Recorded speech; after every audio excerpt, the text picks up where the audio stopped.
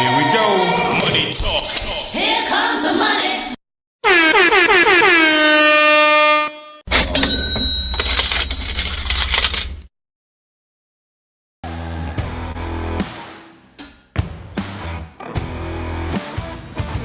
Welcome back to Cashing Out here on VSiN, the Sports Betting Network. Cashing Out continues through the night right here on VSiN, the Sports Betting Network. With me, Joe Ceraulo. Back here with my favorite bet of the entire slate today. Merrill Kelly over 4.5 strikeouts in this one. Here comes the money. Here we go. Money talk. Here comes the money. Hey, good evening, everybody. Welcome to the Pick Us In podcast, live on Twitter, live on Facebook for the first time. I want to welcome everybody to the show. Thank you so very much for coming in and tuning in. My name is Haywood. My job is to bring you the sports almanac, like in Biff from Back to the Future. That's my whole GIF. Give you a little background of the show. We have awesome guests. I have an amazing set of co-hosts that help me immensely. We bring lots of sports knowledge, great backgrounds, and have incredible conversations with people that you guys want to see. And it's been a pleasure to bring you this every Saturday night. So thank you, everybody, for tuning on in. I want to bring in my great co-host. Only 2 shows left with my man, my brother from another, the man, Jonah Stormrider. Hey, what's up, man? What's up, brother? Cheers. Good How you evening, doing man. tonight, sir? Fantastic. Cheers. All right, so we got quite the lineup today and quite a special guest, which we're excited about. But before we get to that, I want to just remind everybody to check out the YouTube page. Pick Us In podcast here. Got also remember to check out the Phone Booth Podcast Substack page with all the videos here. And then that's lots of places to find us. So Love it. Give us some love. Drop a subscribe on our YouTube page, folks. It means the world. And Jonah, where else can the people see all of our content? Well, we've got obviously X. We've got Facebook on your Facebook there. We've got the phoneboothpodcast.substack.com. Check us out. Yeah. Love it. On the give us a subscribe there as well, folks. We got all kinds of content there. Everybody in the Phone Booth family, from Jonah Stormriders, the Philosopher King, every Wednesday at 7 p.m. EST. And then on Tuesdays with our boy Snoop Von Poop on Here's the Thing podcast at what time again, Jonah? 6 p.m. EST. Let's go. Let's bring Snoop in here. Let's go. Come on in. All Come right. on in, Snoop. What's up, Snoop? Hey, how come you don't have in the title? You don't have 2 special guests in the title tonight. What's going on, players? Right? Good evening, Snoop. Cheers, brother. Welcome to the Pick Us In. Cheers. Salute. All right, gentlemen. So, Real quick, over ahead. under on Snoop not drinking. Let's go. He just took a drink with us. So did you hit that one or what? You Uh, already knew I was drinking. I told you fucking the other day. no, I'm just fucking with Don't try to be cute with me, boy. you. Go ahead, Jonah. All right, so I was just going to say, let's take a look. We want to take a look at last week's results here. Got our summary. We've got obviously X. Let's take a look here. All right, folks. So if you rode the bets from last week, this is since last Saturday, 5 winning bets on the week for the Pick Us In podcast, making you guys some money, 53-13 on all of our legs. I think this might have been the best week, Jonah, for bands. Plus 2.7340, so $273 in your pocket that you didn't have before. That means an applause. Let's go.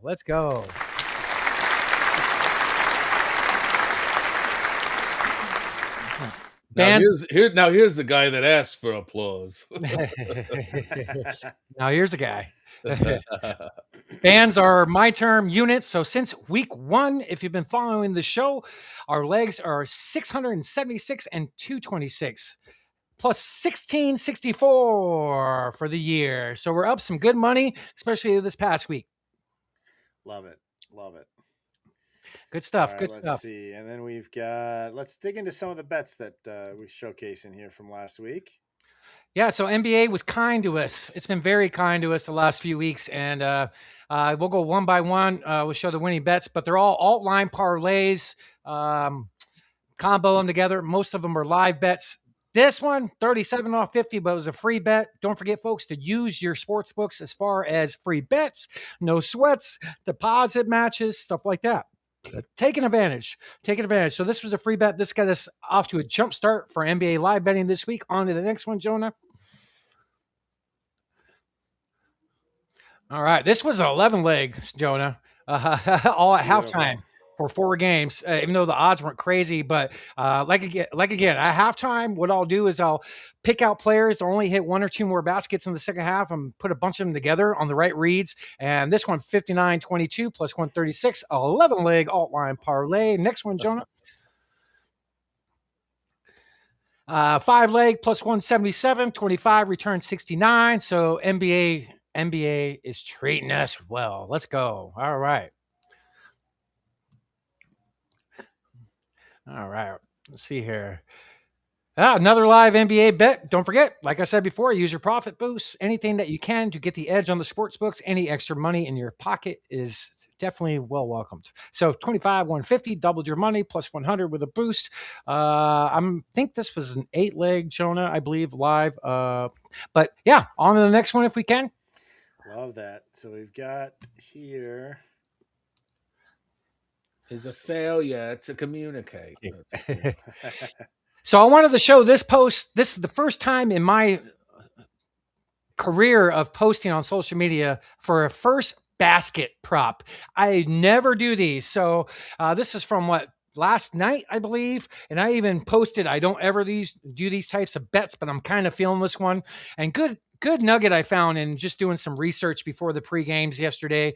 When Orlando wins the opening tip, Suggs, the point guard, has attempted the first shot in 4 of the last 7 games. Let's go to the next one. And it was a no sweat money back. Once again, take advantage of your books. If we can open the pictures, that'd be great. If we can, let's see, click on this one out. So that one hit. That was one of the best bets I gave out. The first basket hit. Couldn't believe it. 225 on the return from 25, Jonah. Yes. very, very nice.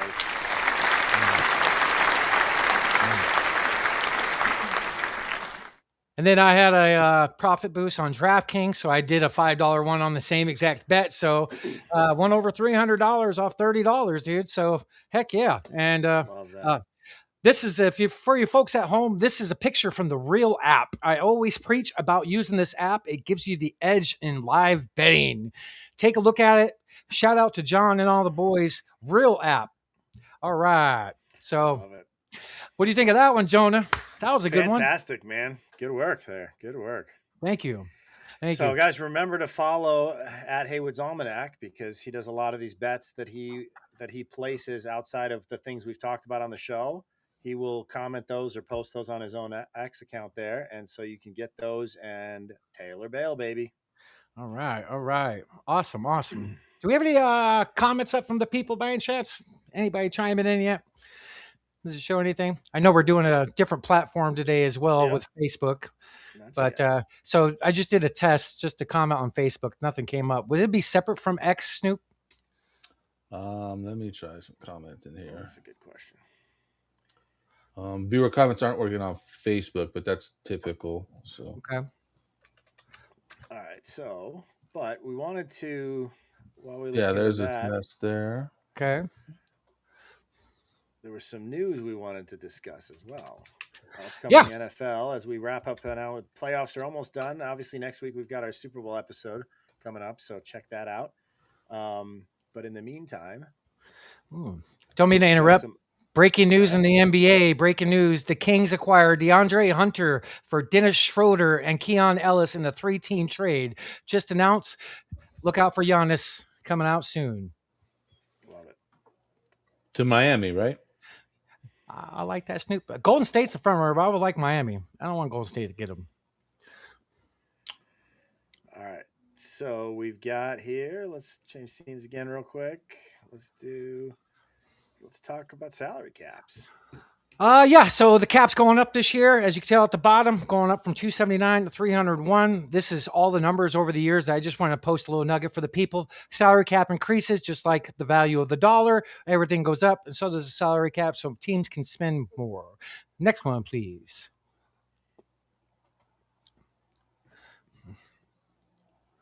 Go. Appreciate you, Jonah. Yeah. I tolerate There you, we Jonah. I know, Snoop.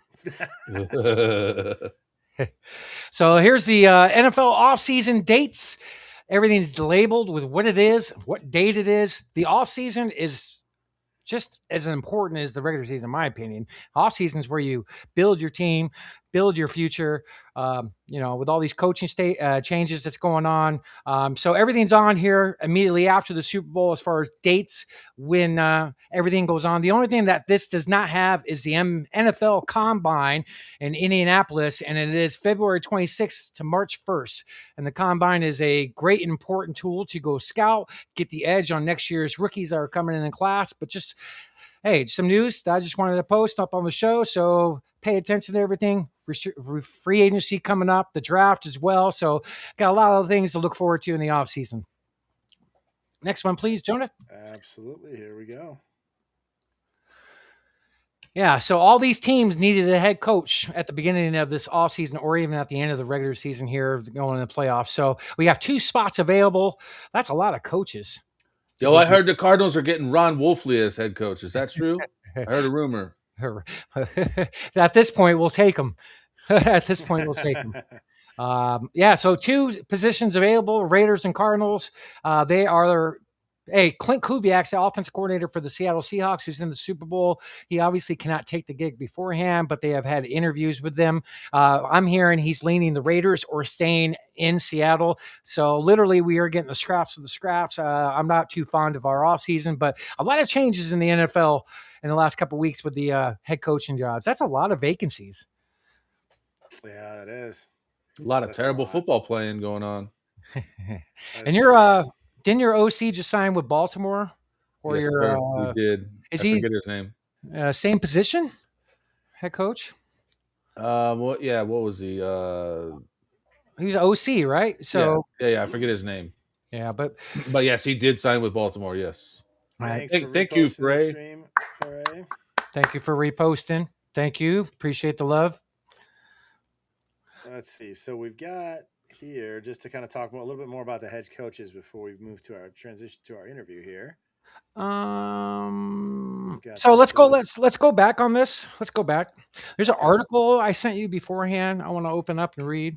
I thought that's what I clicked on. Let me see. Should be one right before. Okay. There we go.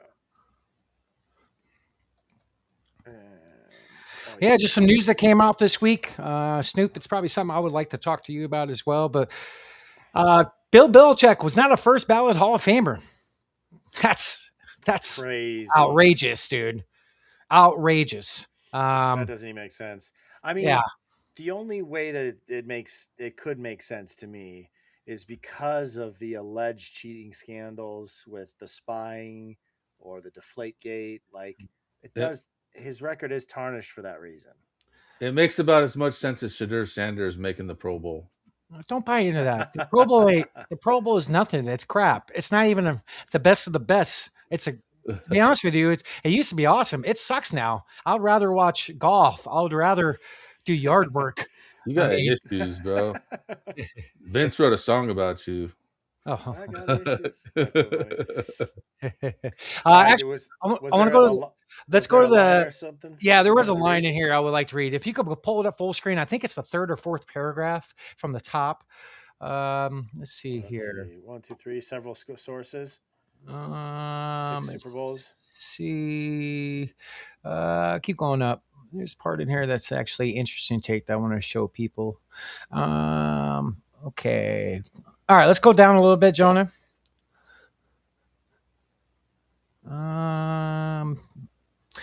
Let's keep going down. It has right. What does it have to do with? Has to do with the punishment for the deflate gate. It's somewhere up in here, but it says in a nutshell there's a guy named Bill Polian that's part of the vote, and they wanted There it to. is. Yeah, where's it at here? I can't read it. If you can read it out, I can't find it. Perfect. Yeah, so perfect. it says Hall's voting committee is composed mostly of veteran NFL reporters, but also includes football figures such as former general manager Bill Polian and former coach Tony Dungy. Both of them were Hall of Famers. Let's see. This year, Belichick. I'm scanning for the Bill Polian piece. See, should be, but in a nutshell, Do you remember the gist of what yeah, it right said? right here, multiple sources. It was you just said There it. it is. Multiple sources told ESPN that Spygate and Deflategate, the twin cheating scandals during the Patriots championship run, came up in deliberations among voters. Right here, A voter who spoke on condition of anonymity said that Polian, an ardent Kraft supporter and former general manager of the Buffalo Bills and Indianapolis Colts, a chief Patriots rival during their dynasty, told some voters he believed Belichick would wait a year before induction as penance for Spygate. The 2007 cheating scandal that cost the team the first-round draft pick. Commissioner Roger Goodell also fined Belichick $500,000 and the Patriots $250,000. Wild. Yeah, Nick says, "I'm sorry, but Bill not getting his first ballot is wild as hell." It's true. I agree. 100%, Nick. Nick, thanks for tuning in, brother. My brother. What up, Nick? It's dude, it makes no freaking sense. He's arguably the best coach in NFL history, maybe in all of sports history. Yeah, there is some, some black eyes here and there. And yeah, I agree. He didn't get punished enough for all that stuff. But dude, how can you not put him in? Now, here's one nugget I also heard as well. Robert Kraft, the owner of the Patriots, and him had a fallout at the end. They don't get along. They don't talk. And Kraft is eligible for the Hall of Fame as well. So another political theory is they don't want to be in the same room together, so they're just putting it off another year. They should just hug it out.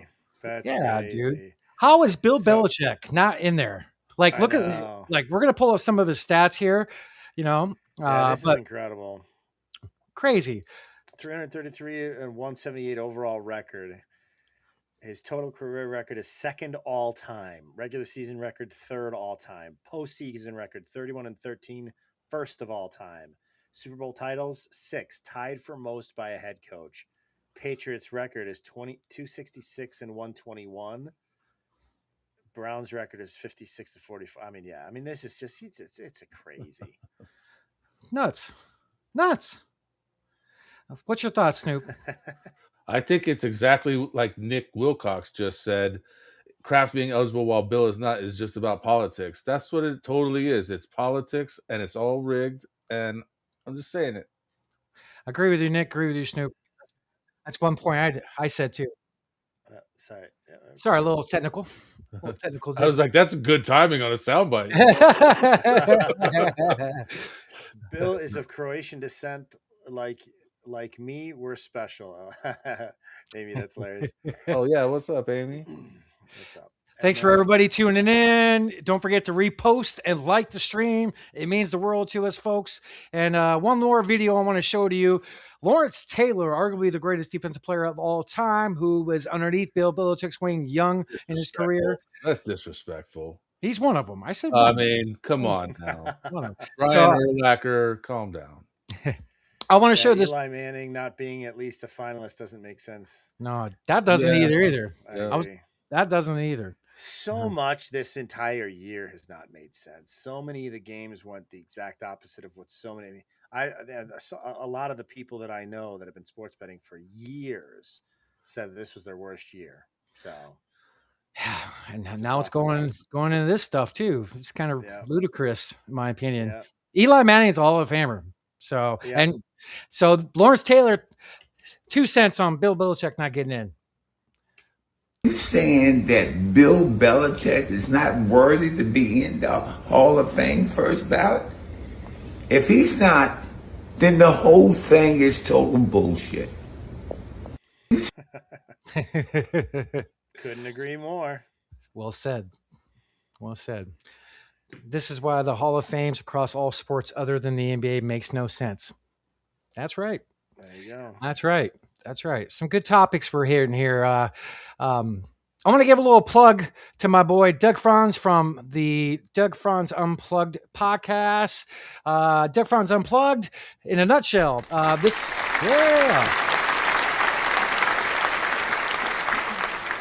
So the reason I want to pull this up is because he has a Hall of Fame voter, Howard Balzer, on his show Friday night, who's been to, I think, 50 Super Bowls. He's a longtime writer. Locally, he's kind of the legend here. But he had him on for a good segment of his show, and he talks about this. And now he can't say a yes or no answer on direct questions from Doug, and he avoids them. But he's you could totally tell there's some fishiness going involved and whatnot. So go follow my boy Doug Franz for all you people in Arizona and you want all your local sports. He is a great, great listen. I listen to him daily, and hopefully we'll get him on the show soon. So go follow him. Go follow him. And I want to talk about that. That's how in the heck does these guys not make the Hall of Fame, man? Like, for real. Well, I mean, it's like anytime politics is involved, it's tough to get a truly decent outcome, you know. Is what it is. So yeah. So I think that's it for. Do we go through it pretty good? We did, yeah, and we knocked it out. So we got an interview coming up with the one and only Joe Ceraulo. That's why everybody tuned in for. I'm excited and grateful that he came on. I had a lot of fun recording with him. Snoop's gonna be the reliever in the ninth inning and finish the show. Jonah's on the East Coast time and snowed in, so maybe he'll stay up, maybe he won't. I don't know. We'll see. We'll see. But this is a great interview, though. Joe Ceraulo is a great guy. This is my first time meeting him. In this interview, we're going to play for you here, but fantastic guy. So. Did you enjoyed it? I know you did. Talk the Italiano. I certainly enjoyed it. He was a good conversation. Yes, sure. yes. So all you people at home, get your popcorn out. I want to give everybody a cheers for tuning in. Cheers to my fellas up here in the Pick is In. Cheers to all you people in the comments. Don't forget to tune in after the interview. We're coming right back here for our picks of the week and some other interesting stuff that we're going to go over. We'll see if I show up after. We'll see.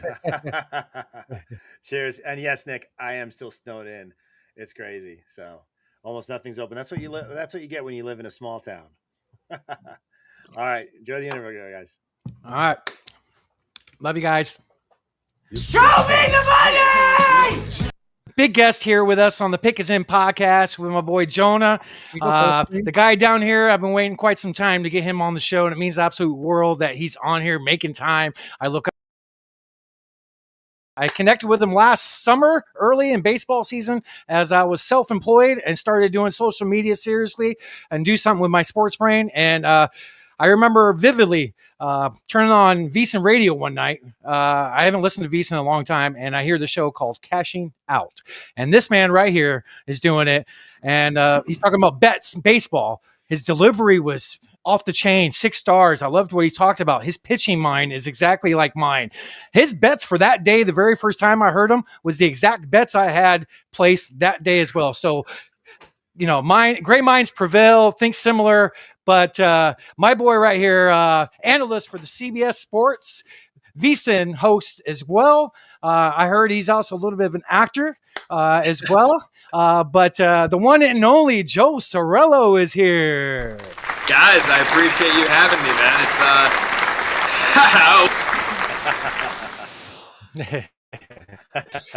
incredible. I really appreciate you having me. You know, the only thing I would counter that incredible intro with is I don't think anyone should look up to me. I mean, that's a bit of a stretch right there. I really appreciate all the kind words. I'm glad that we connected back when we did, and we finally were able to make this come to fruition, this guest appearance, and I'm excited to be on. Yes, thank you for being here. It depends on how tall you are, Joe. Some people might not have a choice. They might have to look up to you. That's fair. That's fair. It's hard to judge when I'm in a chair, which I usually was on Cashing Out, but I am 6'4". So in all fairness, a lot of people do have to look up to me. There you go. Well, actually, I might look up to you. I'm 6'3 3/4. So there we go. Oh, okay. I didn't realize you were that tall. So that's my actual height. But obviously, you got to round up and tell people 6'4". So, but There you 6'3 3/4" is actually my height on the nose. So we're eye to eye, my man. Just like you our go. bets.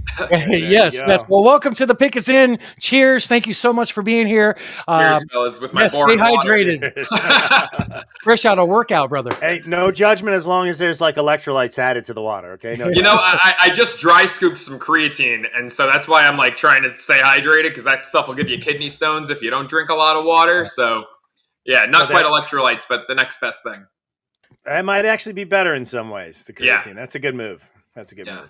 Yeah, so tell the folks at home, all the people that are going to be watching, where can they find your work right now? What have you been up to?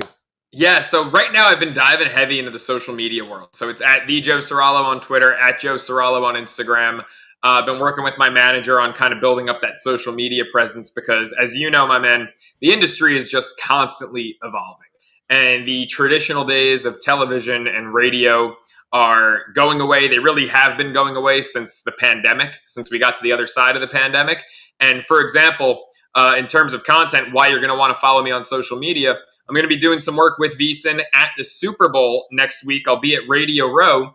And Radio Row, the way it's always been, very traditional media, right? Radio stations from around the country, you know, from Sirius XM and ESPN Radio to ESPN San Antonio and some college stations. That's the first taste of Radio Row I got. It was college radio. I was at St. Bonaventure. I was a freshman with big aspirations and big goals, and I'm running for the sports director position at WSBU, St. Bonaventure Student Radio. I said, guys, if you elect me, I will make sure we are at the Super Bowl next year. Now, I'm running up against all juniors as a freshman, right? I was way in over my head, but I was confident that I was going to get us there. And so I got elected. It annoyed a lot of people who had waited 2-3 years, who wanted that position, and I delivered. Sophomore year, I'm at Radio Row, Minneapolis, Eagles, Patriots. And since then, there have been 8 Super Bowls. I've been there for 7 of them. So this is going to be 8 out of 9 for me at Radio Row. And the way it's evolved and changed from just traditional radio to then they brought in some TV. And now I'm going to be there. I'm not even going to be doing a radio show or a podcast or anything at a table. I'm going to be doing social media content the entire week, interviewing ex-players, maybe some current players as well, other celebrities. You never know who makes their way there. Some stuff, some interviews are planned in advance. Others are, you know, they just happen on the spot. You see Bobby Flay walking by and you're like, hey, can I have 5 minutes of your time? And so we'll see where it goes, but I'm excited to be back. My manager and I have some fun stuff planned, and it'll be a good week. What's Radio Row like? Give the people at home a little taste. That's something I've always wanted to be a part of. I've never done TV, sports. I'm just now getting into it. When I started doing this last summer, I'm grateful for getting some followers and getting people to push me. What's Radio Row like? I've always wanted to be there. Yeah, man, it is crazy. And I will say, you know, there's a chance you could get there in the future because they have opened up to podcasting. You know, like I said, as things have gotten less traditional from just radio, it's more digital, more social, more podcasting.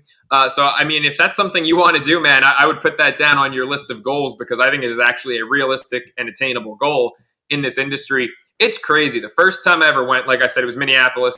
That wasn't really indicative of what it's like because it's always in a convention center. That year, it was in the middle of the Mall of America. Whoa. So you were literally like in a taped off section in the Mall of America.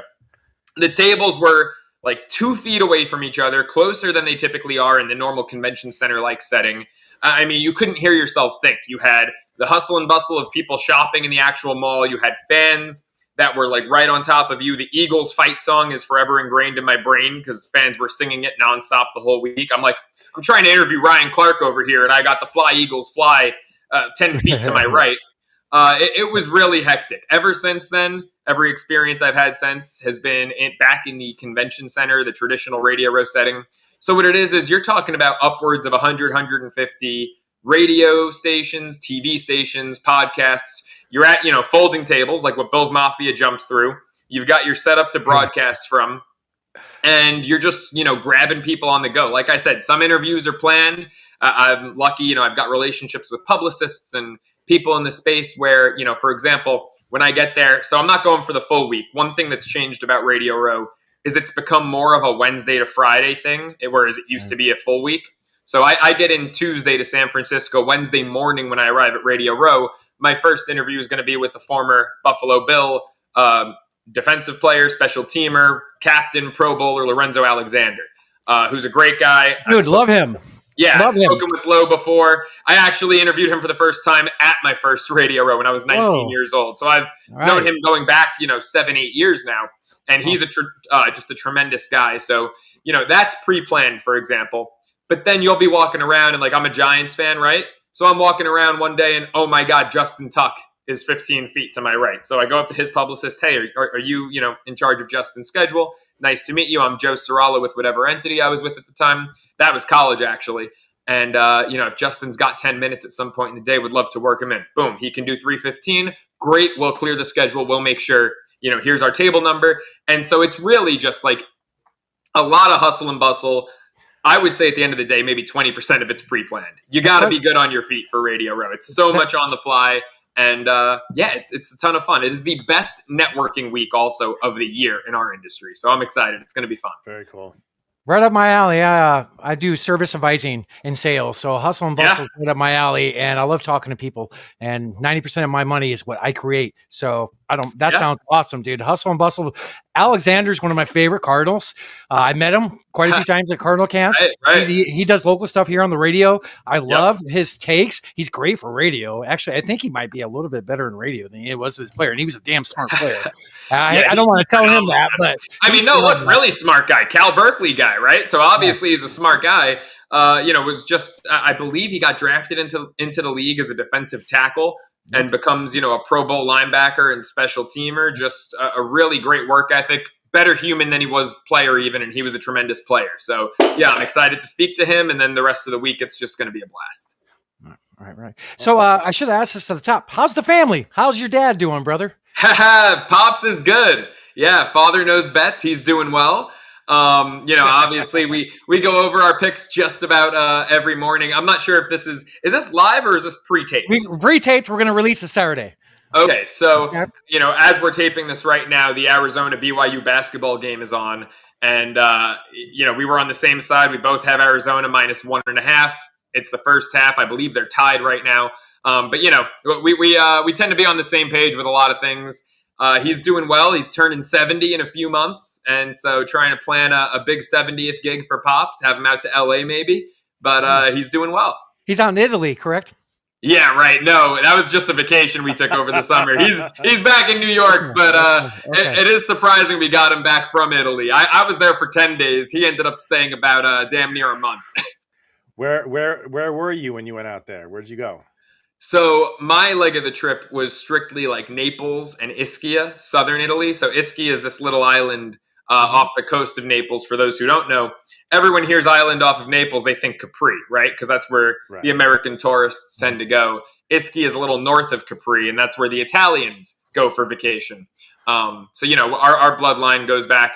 I'm Napolitan, Calabrese, Sicilian. Pops is mainly Sicilian with some Calabrese in there as well. So we're all Southern Italian, and it was a blast going back there. He ended up staying longer, going up to Tuscany, all parts of Northern Italy that he had never seen before, some of which I hadn't, some of which I have in past trips, but it was a blast. It was his first time. So I'm so fortunate in my 20s that I had gone twice. It was his first time at 69 years old, and he and I fit right in.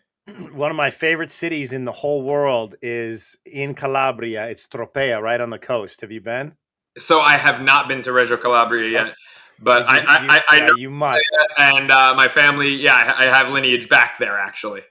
Well, so you that mentioned the Calabrese, yeah. So what's cool though is fun fact too is the red onions, the species that's all over the place. Mm-hmm. Those onions in Italy, they call them the cipolla di Tropea, the onion of Tropea, because that species of onion comes from Tropea originally. So I did not know that. That's funny. I lived out there in Italy for 6 years. That's incredible. Wow. I mean, we could do a whole other episode talking about that because I'm as passionate about Italian culture as I am about sports. I love it. I love it. That's great stuff, man. Yeah, Joe, I told Jonah a little bit about that. He's like, oh, really? Okay. All right. Yeah, Pops and I were doing bets. We were doing social media videos from our villa. We had this sick villa. It was like the second highest. Yeah, it was sick. It was beautiful what you guys were posting, your bets with your interaction with my dad. I used to interact with my dad like that before he passed a few years ago, but similar, sports pick each other's head, give each other crap, all the It time. was fun because we went with a group of 11 relatives. So, everyone's in the pool, splashing around, hanging out, and Dad and I are recording best bet videos. Our villa was on the west side of the island where we were, the second highest villa. There was only one above ours, and the view was ridiculous. I mean, we were in our pool looking at the Mediterranean Sea. This is not the kind of lifestyle I grew up with or I'm accustomed to. Yeah. I mean, my dad and I have gone on road trips and stayed at the Red Roof Inn on the side of the road. This is not like, that kind of silver spoon situation. So for this experience, it was phenomenal. I love that, man. Good for you. Yeah. Thank you, guys. Yeah, it was fun. Oh, that's awesome. Man, I just found this out. You're an actor? You done work on shows?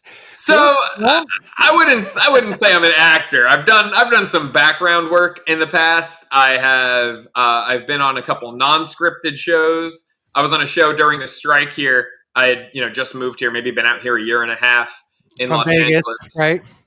Well, no. So the Vegas thing, I was actually. A lot of people think that I lived there. I was commuting. You traveled. That's right. Yeah, That's right. yeah. I always maintained Los Angeles as my primary residence. I just. I couldn't get there on Vegas. I did not really like it there. And I'll be completely transparent. That's the only reason. There was no bad blood. There was no falling out. I've got love for the guys over at VSiN. It's the only reason that I'm not still doing cashing out is their demand was moved to Vegas to renew my option. I had a 1-year deal with a 1-year option, and they wanted to renew it.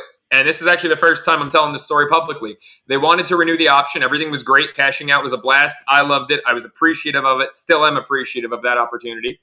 But it was, move to Vegas or we're going to go in a different direction. And I said, respectfully, I'm not doing it. Let's keep a relationship going on in some capacity. I still host on the network from time to time. But I couldn't get there on living in Nevada. It was not for me. I love my life in Los Angeles. I'm 4 miles from the beach. I run down there a few times a week. And that's the lifestyle I was meant to lead. Great choice. Thank you. I used to live in the OC for Laguna Hills for a while. Beautiful. I mean, it doesn't get more beautiful than Laguna, man. Right? Yeah. Yeah. It's very, very well a place I could see myself settling down when I got the whole married with kids shebang. But I'm 27 and I am far from the married with kids life. Yeah, I'll give you a couple more years, right? Yeah, at least a couple. So if you're 27, how old are you in Mitt's baseball years? Oh man, in baseball years, I've got to be like pushing 60. I mean, the way my elbow feels and my shoulder every time I throw it, my shoulder still cracks when I go like that, right? So, Right. Well, yeah, brother, baseball years, I'm up there. I definitely miss listening to you daily. Whenever you're on something, I tune in. I stop what I'm doing. I tune in. I'll always be a big supporter of you. I know you told me a little bit what was going on personally between you and VSiN, and that's awesome that you're actually explaining it here for the first time. But I definitely will go to bat for you, whatever you do. And, even with the things that we discussed personally about what I did to help go to bat for you. So, brother, I appreciate your work and what you've been doing. Keep doing what you're doing. You're killing it. And I'll definitely, you got a listener here for a long time. So. Well, that means a lot, my man. And you know what? Look, as far as the network, like I said, I've got good relationships with everyone over there. I love Dustin. I think he's doing a great job with cashing out. He's awesome. He and I have worked together on Sirius XM on Mad Dog Radio a few times.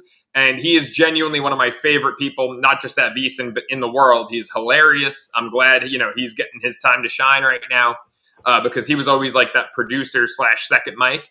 And he's doing what he's supposed to be doing right now as the first mic, as the host. So I'm thrilled for Dustin. I love Dave and Jensen in the morning, some of my close friends there. Stormy is a phenomenal human being. Steve Cohen, I've known Steve Cohen, the program director there, VP of programming. I've known him for 7 years. He's not only a boss, but a mentor, and we talk all the time. We were talking earlier today, one of the best human beings you'll ever meet. So it's all love over there. And, at the end of the day, I just had to do what was best for me, and that was live in Los Angeles. There you go. There you go. So, I'm sure no one can blame me for that. The only question I have, though, is, Joe, what happened to The Bachelorette? I was so excited for you. I was so excited for you. What's going on? That was an interesting situation. I will say I've had a lot of time, because that was back in October, and, I've had a lot of time to reflect since that kind of fell apart. I remember you going on a radio show that night and you canceled your flight, and I didn't want to reach out to you. I want to give you your space, because when I reached out to you about being on the pod, what was it, November? You're like, you're going to go out of town for a while. You told me what you were going to do. So I was just being respectful. And then I heard you on the radio saying, hey, you're cashing out. Yeah, you're doing cashing out, and you dropped what you were doing, canceled your flight. So yeah, there's a lot that went into that. I was cast for the upcoming season. Taylor Frankie Paul. I don't know if you guys know her. I'll be honest, I didn't know who she was, even though she's like really famous. I had no idea who she was until I went through the process from the other show, Secret Lives of Mormon Wives. She was cast to be the Bachelorette. They kind of went in a different direction. They used to, I feel like, go the more wholesome direction, get these like girls from the South, the Midwest, like the girl next door vibe. And they went like influencer this season. Let's get the girl from another reality show. She's got like 6-7 million followers across her socials. So they figured obviously social media followers would equate to ratings, and they cast her. Cool. I get reached out to. And they were hesitant from the beginning because of age. That's ultimately what it boiled down to. I was the youngest guy who was cast for the show. She's 31, which that doesn't scare me away. I mean, I date plenty of women in their mid-30s. But it was, 31 with 3 kids that was the different twist for me, her having 3 kids, being a mother. And I kind of went into it thinking it wasn't going to happen. They end up telling me they're sending the car for me, pack your bags, you're going to be on the show, send me to the hotel for all the pre-show stuff. So it's a week of pre-show stuff. I mean, B-roll, promos, commercials, photo shoots. I had to do all the cheesy photo shoots holding the rose and everything. And you go through all that. And then filming was set to start Sunday, October 26th. Friday, October 24th, I'm in my hotel room because if you're not filming stuff for the show, you're on total lockdown. Like the guys can't see each other. We can't interact with each other. Whoa. So I'm in my hotel room and I get a knock on the door. Executive producer comes in and she has a weird look on her face. And as soon as I opened the door, I knew what was going to go down. But I played dumb, smiled. Hey, what's up? And she told me that because of my age that they were making some changes and bringing in a slightly older cast. Some guys were being replaced at the 11th hour. Right. And that was how the cookie crumbled. And I'll be honest, I was like really hard on myself for like 4 to 6 weeks about it. It was, a really rough blow. And now looking back on it after doing a lot of reflecting, and it's been a few months since, that was great because it was not the right fit. Even if I had gone far, which it's funny, I look at a lot of comments on the internet and a lot of the people, as soon as the men came out, because you can still Google it, like Bachelorette Meet the Men, and I'm still there on the list for some reason. And a lot of the comments were like, oh, Joe's going to go far. He's going to go to hometowns. You're getting a lot of love. Yeah, I was getting a lot of love. It was great. I mean, talk about like stroking your ego, right? It felt great at the time. But looking back on it, it's a good thing it didn't happen because if I had gone that far, I would not have been prepared to marry that woman and be a stepfather to 3 kids and the 2 baby daddies. And one guy is really messy, always trying to weave in and out of her life. And it was best for me. The door is open for future seasons. I will say that. But it was best for me to not be a part of this season. Right. So, as you know from my post, I'm a huge Back to the Future fan, right? With the Biff's Almanac, I'm Haywood's Almanac. I want to predict. That's my gig. That's my spiff. So, Joe Ceraulo has the DeLorean. He's in Vegas right now, folks. He's not in Cali. Look at the background, Joe. Does it look familiar to you? I love it.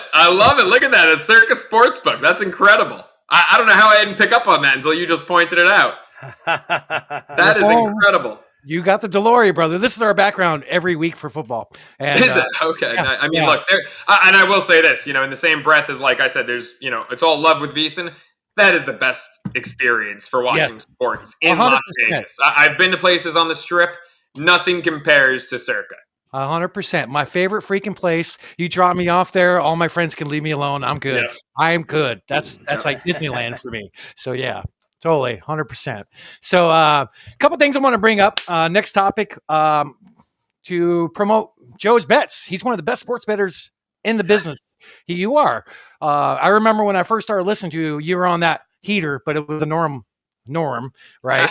But so that was around the end of my time. Yeah, that was around the end of my time at Cashing Out because I left in the midst of like a 30-5 run over 10 days. I just looked it up. It was your last 10 days there. You were like 36-4 on your. Wow. okay, incredible. and most of them is stuff that I do. Pitching is my go-to.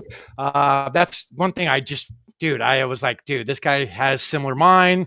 I love the pitching aspect. And then one thing you brought up that I never even thought about before is the home team batting in the ninth inning bit. That's awesome. Dude. I've never even thought about that. But one thing I want to bring up is your spreadsheet. So to some of your bets that you post on Twitter, you have a spreadsheet where everybody can find all your bets, and you're very transparent, and your year to date, your units and stuff like that, your wins, losses. So you're not all about making yourself look good. There's wins and losses as a sports bettor. It's just part of the process. Snoop, if you could bring that up, I want Joe to talk about it a little bit. Oh, baby, there it is. Yeah. So I got to tell you about the spreadsheet because this has become such a good bit between me and my buddies. One of my best friends out here, his name is Parker. He does social media for ESPN LA and Amazon Prime. He's a stud behind the scenes. And we've talked about maybe some joint ventures because he belongs on camera.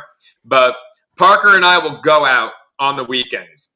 And if I'm interested in a woman, we have gotten this little like riff going where he'll go up to a girl and he'll be like, have you heard about my friend Joe's spreadsheet?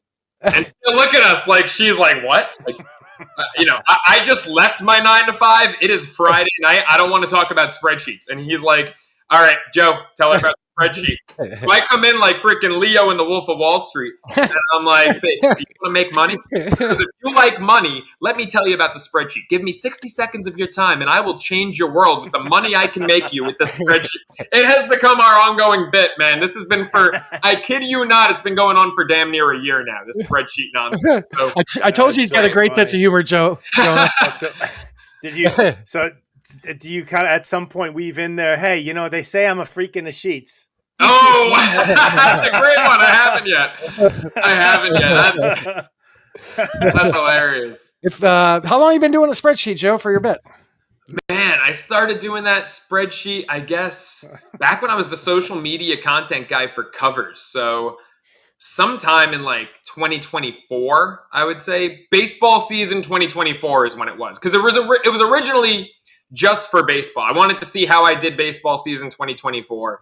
And then last year, 2025, was the first time I did it. January 1st, I was like every bet for the year. Because I had done it for, sport by sport, like MLB, NFL.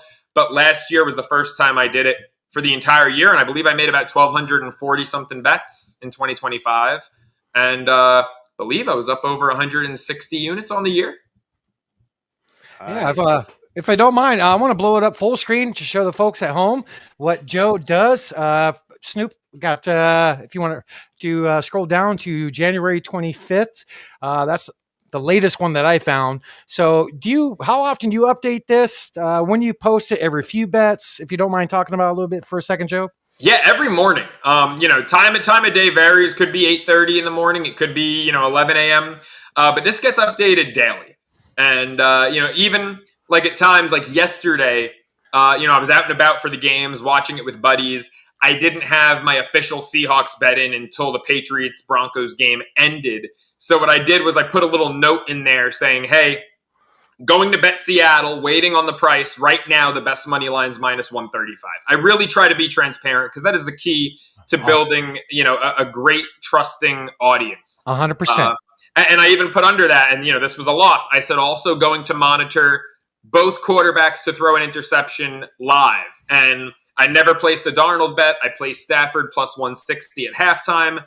That was a loser, as you can see. I also added to my Seahawks money line position when they went down 13-10. That was a winner, as you can see. So I just try to be as transparent as possible, even if I know, like, hey, I'm not going to be at my computer, or realistically, like, we all have lives, right? I'm out and about with my buddies. This is not the first thing on my mind. So I try before I leave the apartment to make sure anything I'm considering, I put it there for transparency's sake. And I believe you'll notice a little teaser, not an actual teaser, like not the bet a teaser, but a little tease that I've got a same game parlay down there. I haven't released what this same game parlay is because I'm going to make a video and do it on my social media pages. Okay. But I've already placed a 3-leg, little better than 2-1 same game parlay on Super Bowl 60. Awesome. Thank you, Snoop. I did, by the way, and I mean, I'm not going to steal the floor and do it right now if we're not there yet. But I did promise you that I would give out my first Super Bowl bet. Yeah. So whenever you want it, I will give out my first prop bet for the Super Bowl before social media. I will do it right here on your show. Awesome. And folks, people at home, use a spreadsheet. He's won me some money, and this is something. This is something I've done for my income is betting. Like follow this guy, write his bets. Thank you for the 3-leg yesterday, Joe. None of mine hit. You got me money yesterday. Thank you very much. Oh, you took the Patriots, the Stidham, and the Drake May on the rushing. Oh man, I'm so happy to hear that. Yeah, that was. I lost Pats minus 3.5 on the hook, but that parlay, luckily the plus 185 cashed us in. Yes. There we go. And then one of your strengths during football season, you have the Ceraulo pick 6. I know it's not current and going on now, but you brought a little video. I would like to show the people at home just a little nugget for them. And if you don't mind, we'll go ahead and show that now. Who's that tan guy? Week 4, Ceraulo pick 6. Let's get some winners. Starting with the Lions, minus 8.5. Detroit, as favorites of 6 or more, have covered 5 of their last 6 regular season contests, winning those 5 covers by 17 points or more each time. There's no way Cleveland's offense can keep up in Motown. The Browns are coming off a high point after that win last week. Big collapse by Cleveland here. Give me Detroit minus 8.5. We're taking the Giants plus 6.5. I love this bump for the Giants with the new quarterback, Darts coming in. I think they'll keep it close with the Chargers and probably be a letdown candidate against Philly next week. But LA going west to east, I don't like the time zone change, and we're fading the public all over the Chargers, 90% of the money on the Chargers. Give me the Giants plus 6.5. Bucks plus 3.5 against the Eagles. Tampa has dominated the reigning champs over the past decade. 6-1 against Philly, including the playoffs. Baker, back-to-back games against the Eagles, 330 or more yards, 2 or more touchdowns, no turnovers. He hasn't turned it over yet this year. Tampa's not going to help Philly like the Chiefs and the Rams did back-to-back weeks. Bucks plus 3.5 wouldn't shock me if they won outright. Give me the Jaguars plus 4 in San Francisco. At this point, the Niners are practically rolling out the replacements team. They've got a ton of guys injured, and the guys who are questionable and might play are still brutally banged up. The defense just took a huge hit losing Bosa. I think Jacksonville's going to keep it close. Wouldn't shock me if they won the game too. I'm taking the 4 points. Rams minus 3 against Indy. Another AFC South at NFC West matchup. This time, I like the team out west. Daniel Jones is finally going to turn the ball over. The Colts are 3-0, should be 2-1. The Rams are 2-1, should be 3-0. Football's got a funny way of balancing out. I'll lay the 3 with the Rams. And then Sunday Night Football, we're laying 6 with the Packers. Matt LaFleur is going to coach circles around Schottenheimer. Micah Parsons is going to run circles around the Dallas O-line. Green Bay returns to the site of their blowout postseason win 2 years ago and covers the number in Dallas. That was the 40-40 tie. Yeah, it was. Green Bay Dallas game. I did not win. I think it was a 4-2 week for me. I did not win that one though. That was yeah, you were 4-2. You were ugly showing that week by Green Bay's defense. Yeah, it was. Yeah, it was. How long have you been doing your pick 6 promo just for football? How'd that start? Man, what fortunes around? The Ceraulo pick 6 started in college. That is one of my favorite segments. I have been doing it since St. Bonaventure, since WSBU. When I started my solo radio show, which at the time college radio was unheard of, doing an hour solo without a co-host was like not heard of. I did it to the advice of Steve Cohen, my boss at VSiN. I interned at Sirius XM in the summer of 19. He said, when you go back for your senior year, do a show solo. Show me what you got. And so I did it my senior year. And the final segment, it was Friday nights at 5 Eastern, Fridays at 5. And the final segment, I did the Ceraulo pick 6 for football season. My 6 favorite plays ATS. I have since kept that segment going everywhere I've gone. And that is a segment that I will never lose, no matter what network I'm on, what I'm doing. That Ceraulo pick 6 will always be my baby because that thing's been going on for, 7 years. Don't lose that one. That is your baby, and you're damn good at them. Thank you. Damn good at them. Is that how you? I know you mentioned briefly earlier. Is that how you got your start? Was years ago at college? You said, or even high school? Believe it or not, it was high school. So I went to Syosset High School, Syosset, Long Island, and they're one of 4 high schools on Long Island that has a radio station. And I had my first radio show at 15 years old in 10th grade. So I'm 27, and I can say I've been doing this for over a decade. And the first time I got on the mic, I was like, oh yeah, this feels right. This is going to be my career.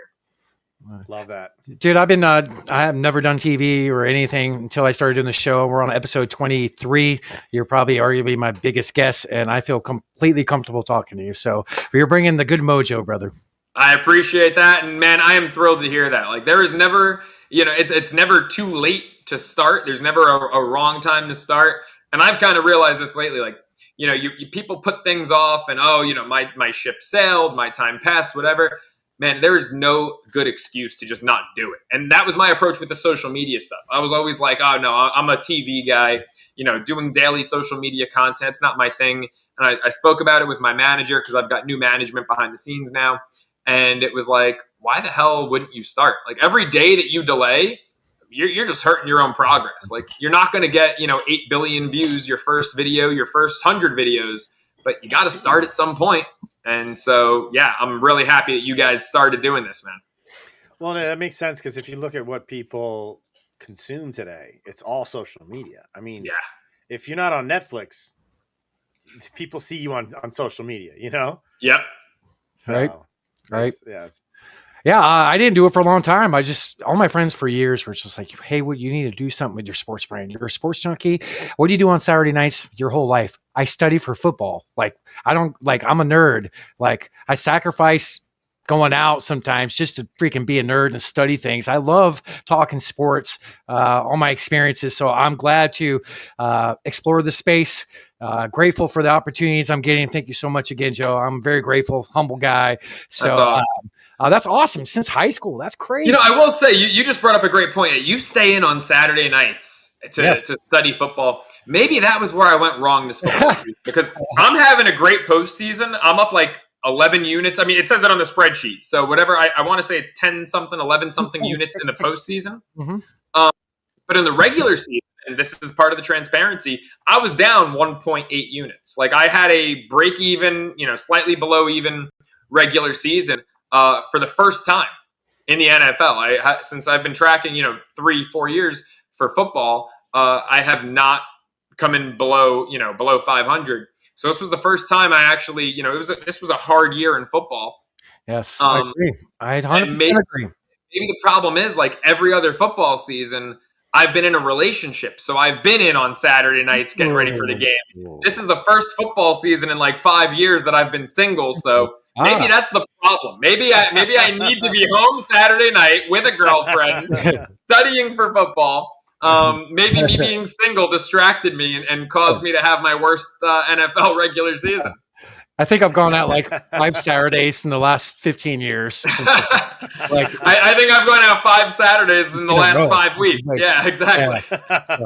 So transparency is important. This year was definitely tough, and I've been betting for a long time and very good at it. I got hundreds of notes. Like I got like probably a few hundred of these, so just notes, like stuff I write down, kind of like my own spreadsheet, but like any little details that I can pick apart and use later as a tool. This year was tough. And since I now have a show, I'm not going to lie, I'm super conservative more than I usually am. Like, really? Yeah. Don't let that happen. I get it. And that's how I was when I started at VSiN. I was like, are we allowed to swear? I don't want to like. Yeah. I was like, oh shit, this is the big leagues right here. Like I'm going to get crushed for some stuff. And then you find yourself playing it safe, playing it conservatively. Yeah. As soon as I got comfortable, I was like, nah, man, I'm going to let it fly. Right. And then you get comfortable, you get into your rhythm. And like, you said this is episode 23, like let it fly, man. Do what you would always do because that's what you always did. That's how you got to where you are now. Yeah. So don't change it up now. Don't play it safe. I always say, right, it's like prevent defense, right? The only thing prevent defense actually prevents is the defense from winning the game. It's prevent defense is the worst thing in the world. So. I know. That's why the Cardinals don't have a Super Bowl February 3rd, 2009. Prevent defense, Clancy Pendergast. Anyway. I remember watching it. I'll admit I was rooting for the Steelers back then because I was a kid.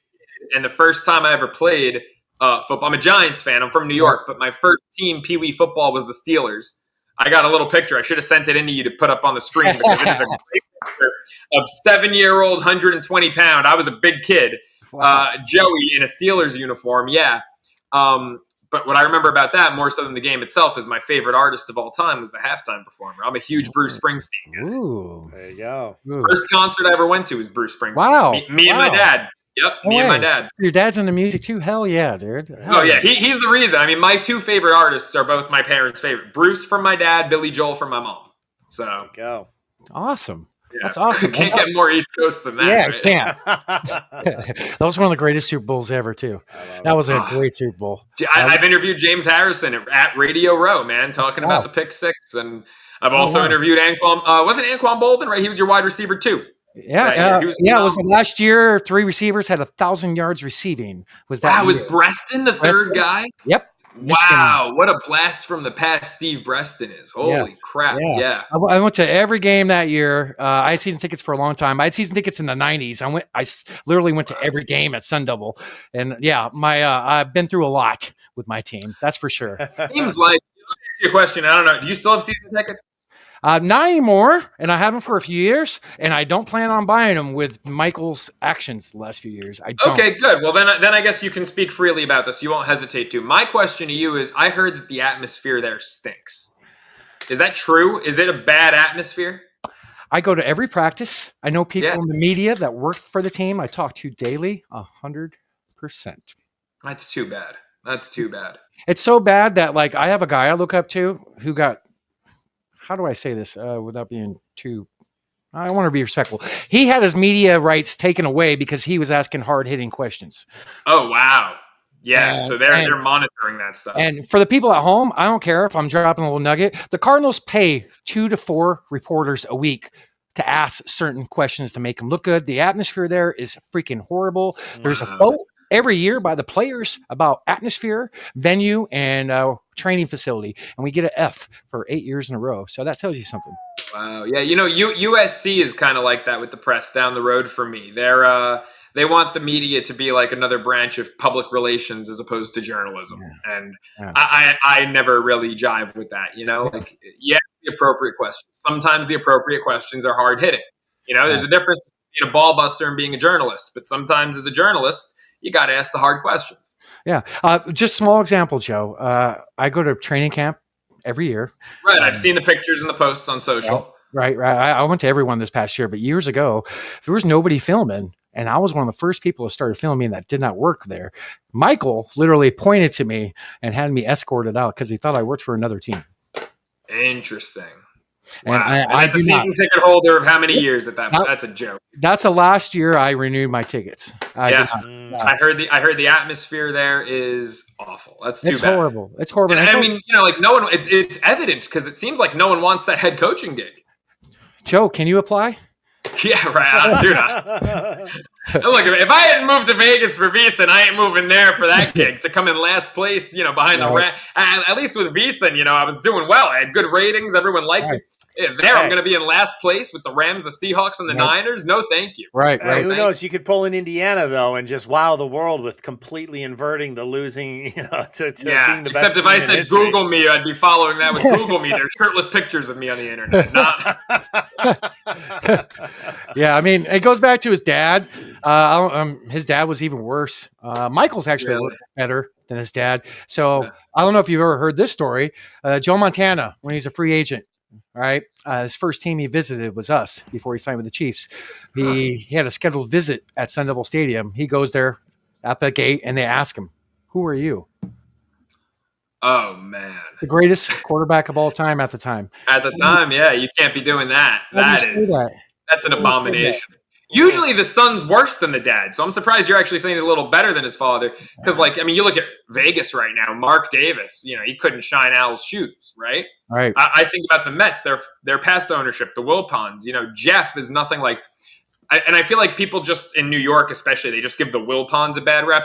I actually really liked Fred Wilpon. Okay. But as he got older and Jeff got more involved, I thought Jeff took it, down a bad path and was awful because, there's something to be said. Usually the dad is the one who built the empire.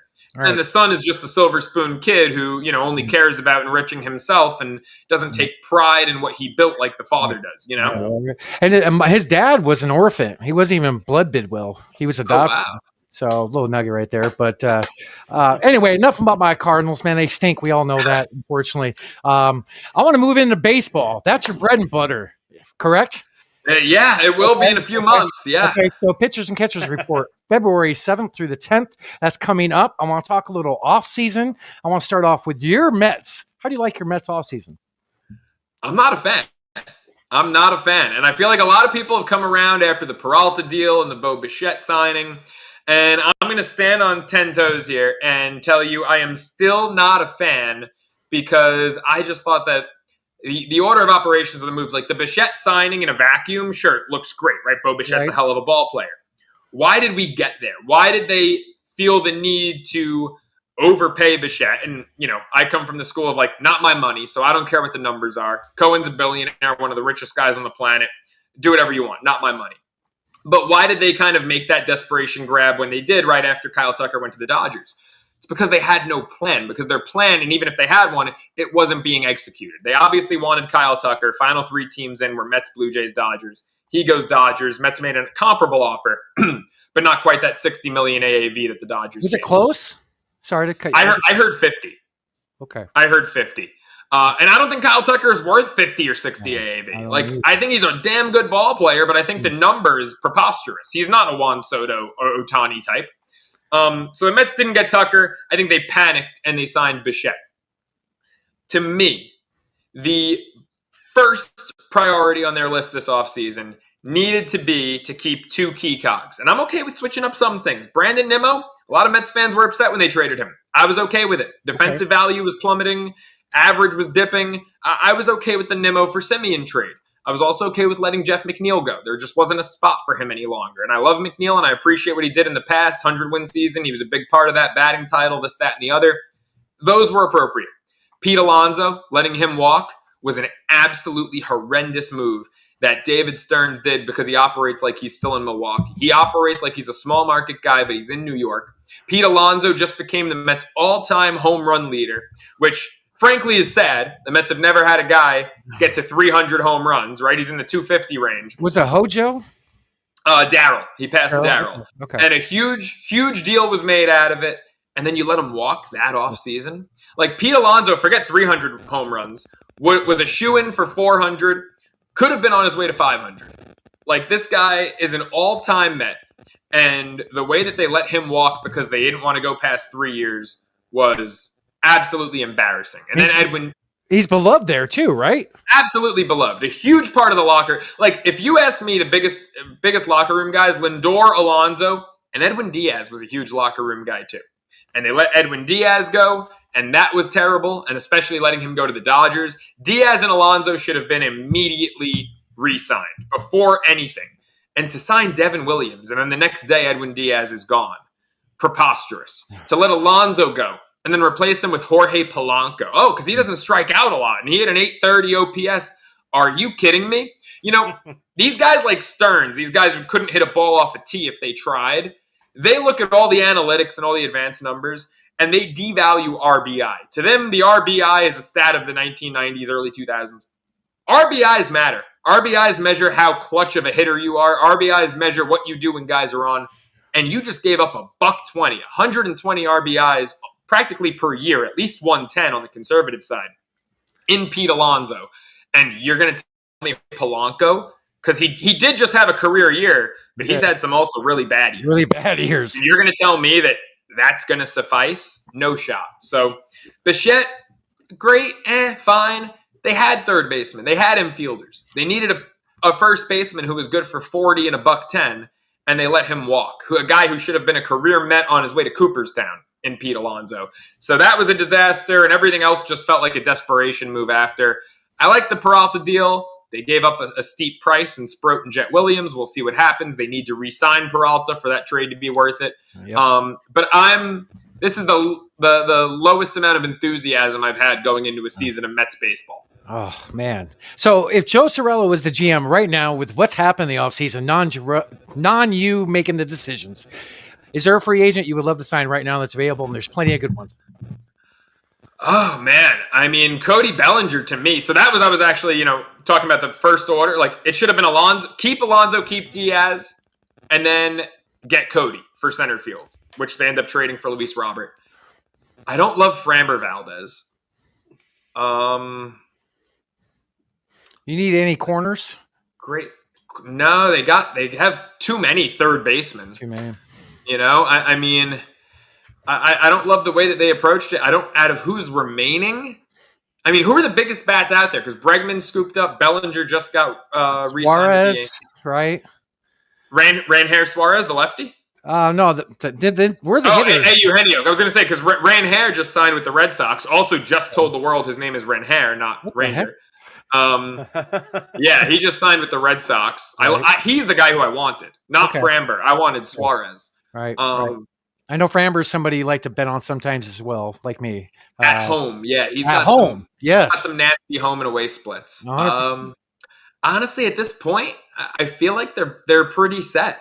You know, I would have done things differently. Like I said, it would have been keep Alonso, keep Diaz, go get Bellinger for center field.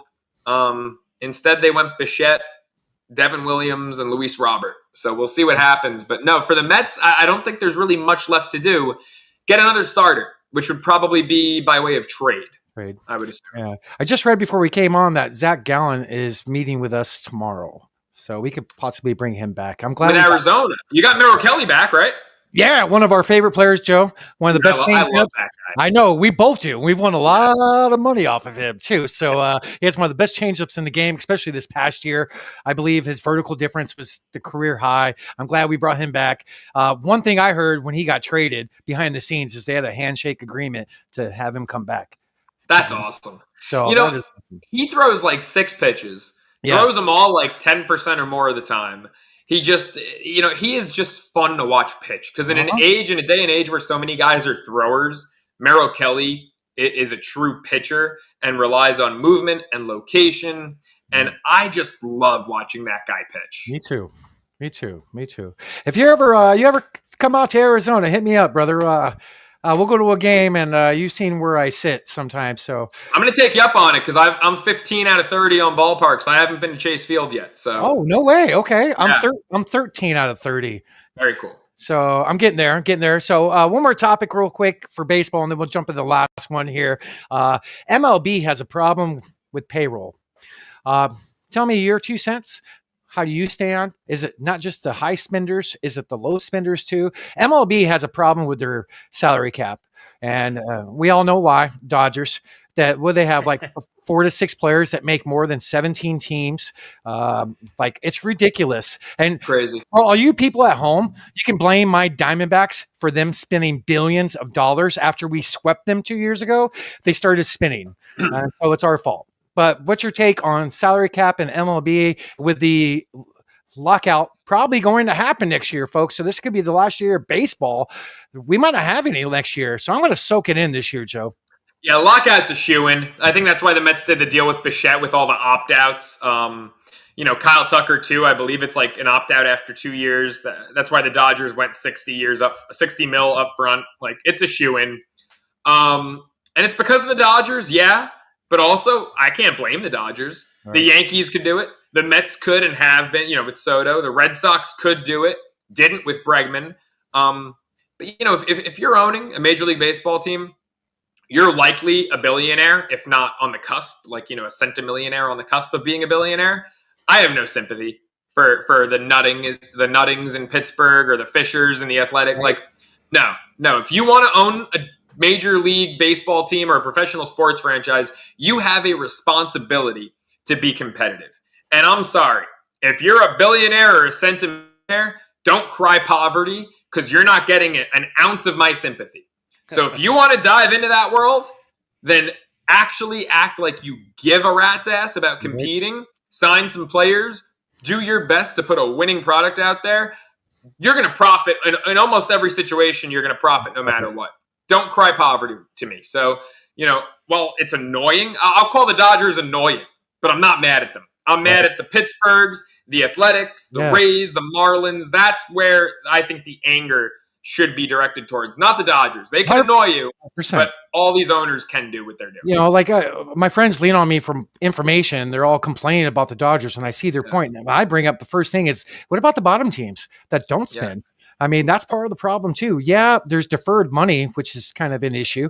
That I agree. The deferred money pisses me off. Like what Yeah, Otani, Bobby Bonilla style. $2 million a year. That should not be allowed. Agree. That's absurd. That needs a change. The deferred money needs to change. That's BS. No, granted, my only World Series was deferred payments. We got done paying for the 01 Diamondbacks in 2018. So wow, I didn't know that. That's crazy. Yeah. So they actually, I'm not sure the timeline, but I think they did it before the Bonilla deal. So it's a little nugget right there. But deferred money, man. You're totally right. Yeah, it's a big problem. I'm very against it. But also, I think more important than a salary cap is a salary floor. Because with baseball, it's so hard. How are you going to implement a salary cap when you've got a 40-man, roster, 26 active, obviously, but 40-man at the big leagues, and you've got AAA, AA, high A, low A, rookie ball. These guys they have associated teams in like the Dominican League and what. There's just too many players. I don't know how you can implement a salary cap with the amount of players that each organization has throughout the minors. It's not like the NBA where you have one G League team. Or, the NFL where you have your roster and then the practice squad. Like, right. I don't see how you can implement a salary cap. It's got to be maybe a salary range, but I think that more important is the floor. Like, there's got to be a minimum. Like a minimum. Oh, yeah. There has to be $150 million salary floor. And then, maybe you could say 150 to 500. I don't know, 450, 500. It's hard with baseball. It's complicated. But, one or the other, the floor is more important than the cap, in my opinion. That's fair. Jonah's a football guy. He doesn't dabble in other things too often. So I had the great blessing, though, of actually living in Chicago. So I was born and raised in Chicago. Okay. I lived out in California for a while, but I was actually back in Chicago for the big World Series win in 2016. So I can't complain. That's awesome. That's awesome, man. I mean, that was, that sucked because, like, if there was ever a World Series where you're like, can't both teams win? I mean, now Cleveland's got the longest drought. Right. And I feel for them. And I really do like that ballpark, and I like their fan base. I've been to a lot of Cleveland games. When I went to St. Bonaventure University, Cleveland was a 3-hour drive away. I've been there many times. But, yeah, that was a tough one for them, a great one for you guys.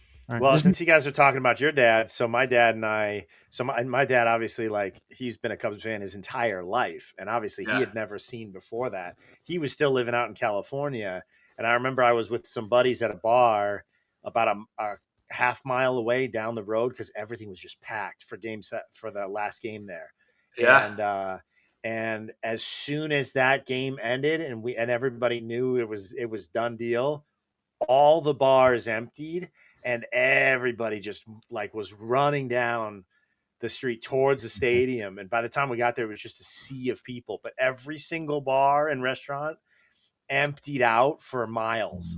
And everybody just ran. It was such an experience. Yeah. That had to be like the biggest love fest. Like there was probably zero crime in Chicago that night. I mean, everyone just had to be on cloud nine. That had to be beautiful.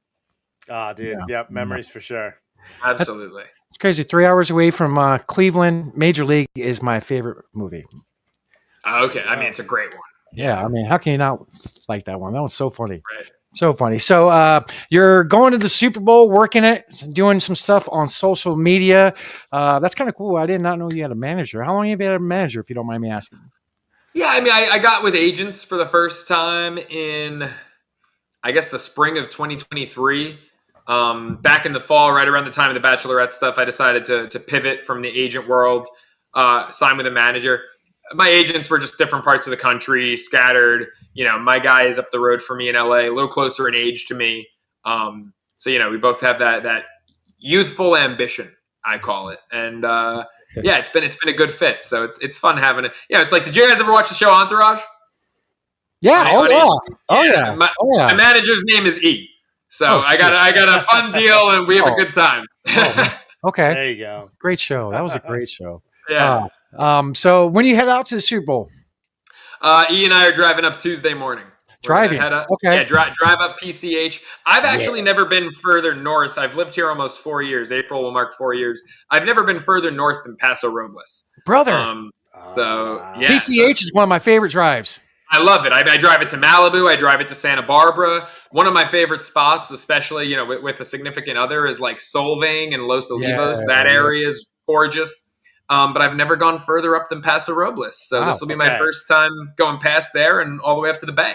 So on your way up, because that was my stomping ground. I lived in San Luis Obispo for a while. Okay. On your way up, you got to stop in San Luis Obispo. You guys got to stop for lunch for the best Italian Napolitana style pizza in all of California. I'm going to need this information sent to me after the show. Yeah. Absolutely. Yep. It's my place. I'll say it on the recording too, so anyone in the area can go support these guys. It's called Flower House. Okay. But, I've heard of that. It's a married couple. The gentleman, he's a transplant from Italy. His family is Napolitana. They import the flour as well. So even if you're gluten free, like you can still eat the Italian flour because it's so pure. But because it's not loaded with all the crap that our stuff here is. Right. Yeah, exactly. Yep. The food, it's such a world of difference, man. You go there and, folks, if you haven't been there, then I guess it's kind of hard to understand. But you can eat pasta there and pizza there, and you go for your walk after dinner, and you feel fine. I mean, like, I was, not to sound conceited, but like every day it was like a hike in the morning, like a pizza or something for lunch, and then a pasta and a meat and a fish for dinner. And it was like I was eating, baked goods, cornetos, sfogliatelles, and I had abs the whole trip. Like, it's such a different world. Yeah, it's such a different world. Now, my hikes were good. I was exercising hard, and working out by the pool in the afternoon with my cousins and everything. Like, don't get me wrong, we were maintaining our fitness, but like a lot of the meals were carby. When I'm home, I have a very low carb lifestyle. It's not a diet; it's just a lifestyle. Yeah. Over there, I was like, I'm not gonna, I see a sfogliatelle in a street cart, I'm gonna get it. I'm only here for 10 days. Like, I'm not gonna deprive myself. And yet I still looked phenomenal. Like, it's the food there is different. It's natural. It doesn't have all the garbage. Their stuff's got 3-4 ingredients, not, 18 ingredients, a dozen of which the average person can't pronounce. Exactly what our past guest, my good friend El Pupes in Jonah, remember? He was talking about when he went to Italy. Yep. All the food, it's completely different, and you could literally eat and be just fine. Yeah. It's different over there.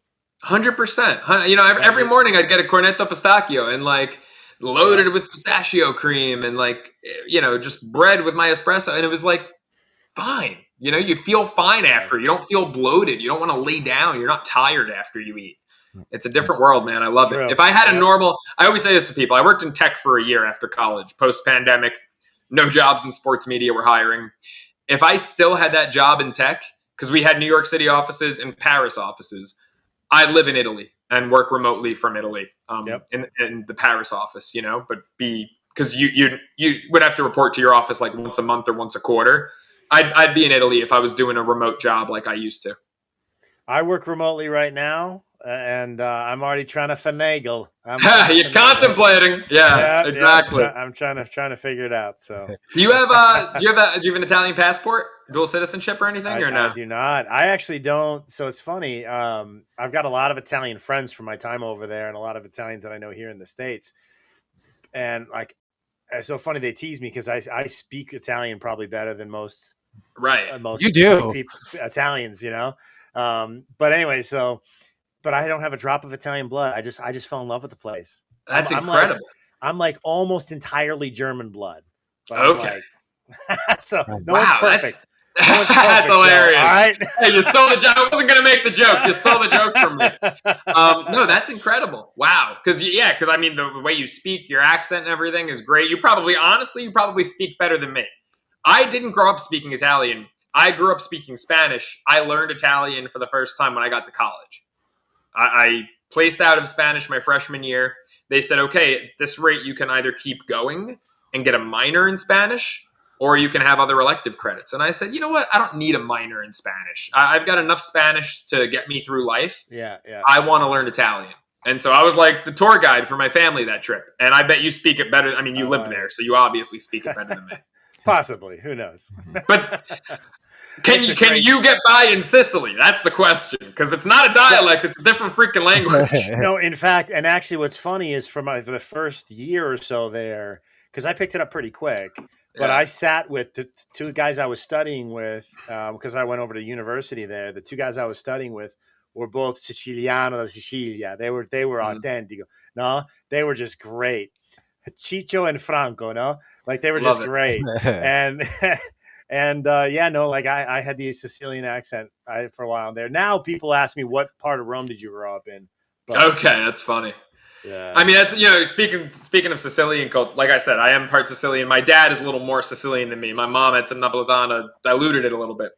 But that's my favorite in The Godfather when he's describing Apollonia. Yeah. And, he's telling the guy, gli occhi, la bocca, più greco d'italiana. Like, that's my favorite. My father greco d'italiana line all the time because I love it. I mean, such a blend in Sicily. I mean, you're dealing with African blood, Greek blood, Middle Eastern blood. Like, it is such a blend. It's probably at times look more Greek or more Middle Eastern than, traditional Italian. Hai un buon accento, però hai pronunciato bene.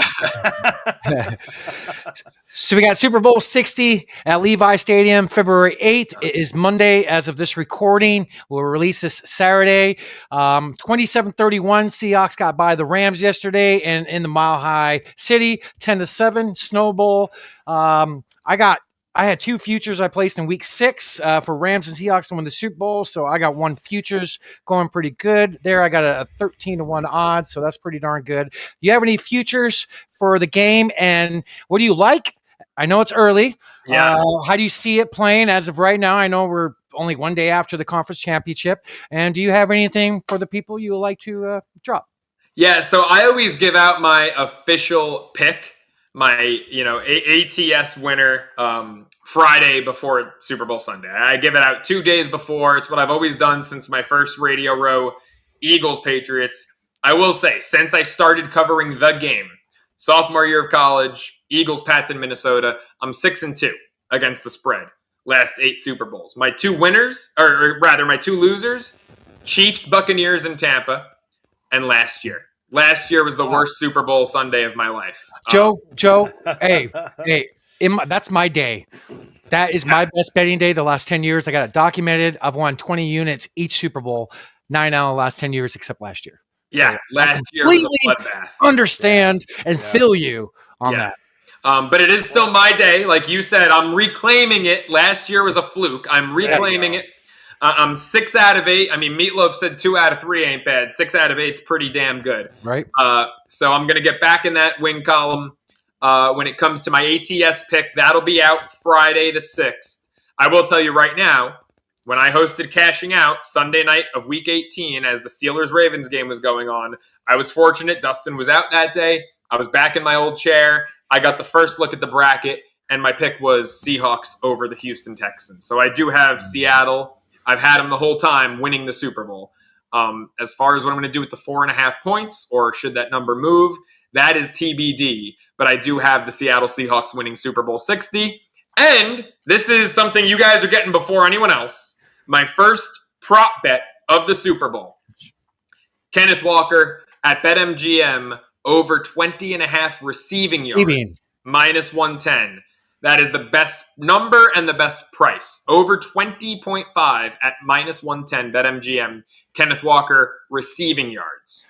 Ooh, show me the money, Joe. Thank you so much, brother. Thank you. Yeah. He's gone over at their last 4, I call them playoff-like games. Yes, for receiving. Gone over it each game this postseason, Niners and Rams. Went over it week 18 against the Niners, and I consider that a playoff-like game because it was winner gets the 1 seed, right? There were high stakes.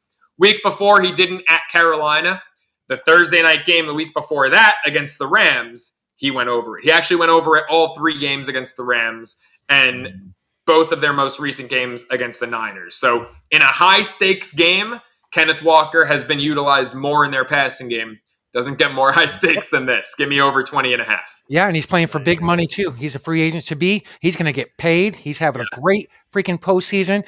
And about time that he got the rock a lot. I mean, if you play fantasy football, the split with Charbonnet kind of made people mad this year. But other than that, Walker's got a lot of talent. He's balling out. I definitely like that bet. So thank you so much, Joe. Guys, thank you for having me. I appreciate it, fellas. It's been a blast. Yeah, one more thing. You're a partner with ProfitX, correct? Yes, yeah, we're still working through because they're no longer in California. If we're gonna continue it fully in 2026, but as of now, I still am.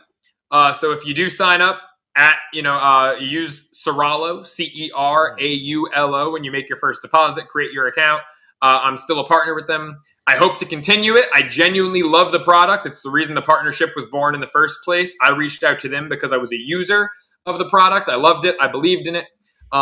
Some states, California and New York, unfortunately, the two states where I have the most followers, have pulled out. But we are working to get that back up and running. Awesome. Hopefully Arizona in the future, because man, I want to use that book. Yeah, it's a great product. I mean, this is like, I'm not even being a salesman.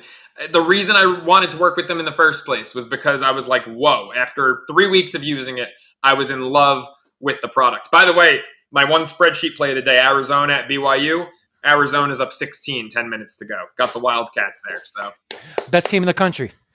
They're freaking good, man. They are. They might be the best U of A team I might have ever seen. In that I faded them. They played UConn. I believe it was in Boston. I took UConn, lost, and have not decided to fade them since. They were a juggernaut. Funny how that works. Yeah. Remember that 97 team? I got kicked out of a bracket tournament out of few websites because I called almost every game. U of A winning, first team to beat 3-1 seeds. But yeah, what I go 61-6 on my picks in that bracket. But that was a long time ago. That was like 4 decades ago, for goodness sakes. So I'm an old man. 97. I was not yet born. God, I would hate to tell you my Cardinals age. But Jonah, any final thoughts for Joe? No, I appreciate you, man. You got a great energy. It's been a great conversation, and you gotta just love the Italians, man. Absolutely, I did not. You know, two types of people. Either Italians or come people on who and wish they cast, were. man. Forget about it. Get over here. You guys are great. Thank you for having me, fellas. Appreciate it. So it's appreciate you, man. Yeah. Been an absolute honor, Joe. Thank you. This means a lot, and I hope you enjoyed, because I would love to have you possibly maybe for baseball. Maybe. March Madness, baseball, you name it, I'm there. Yeah, let's go. Don't forget to follow Joe Ceraulo on his Twitter. Follow his bets, his spreadsheet. Go give him a follow, folks. He's one of the best sports bettors in the industry, and he's such a good dude, as you could tell. Creating such a humor, dude. Just means the world. Thank you so much, Joe. Thank you, guys. Really appreciate it. And before we stop, hold on. Don't get out yet. I would like to ask you a couple things off camera, and pay attention. We're going back to the show, everybody, for our picks of the week. Show me the money!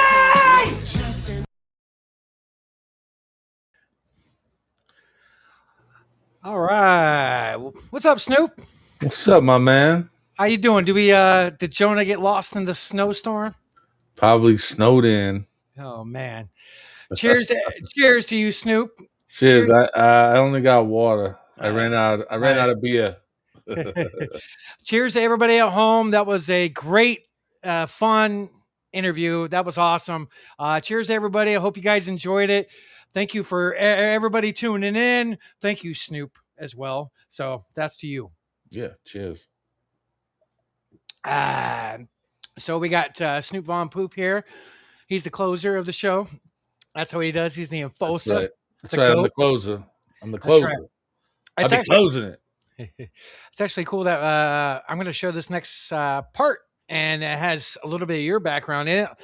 Las Vegas and the A's are getting a stadium built. It's supposed to open 2028. It's a $2 billion, 33,000 seat venue where the Tropicana used to be. And I got some film about a drone going over it and showing what it's looked like so far. I'm going to pull that up. Awesome.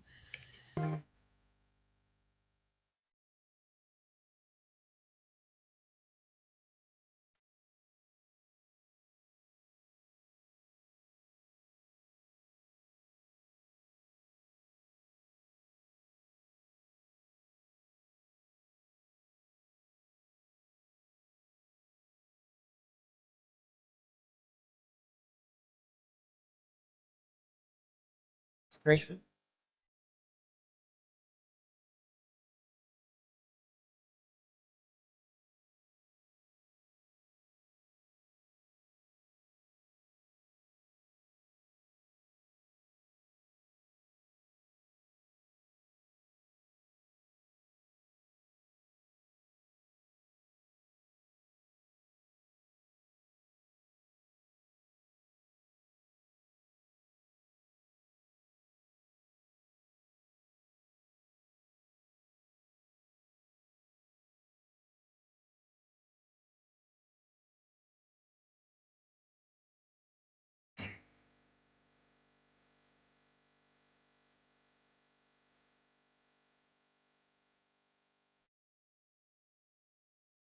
I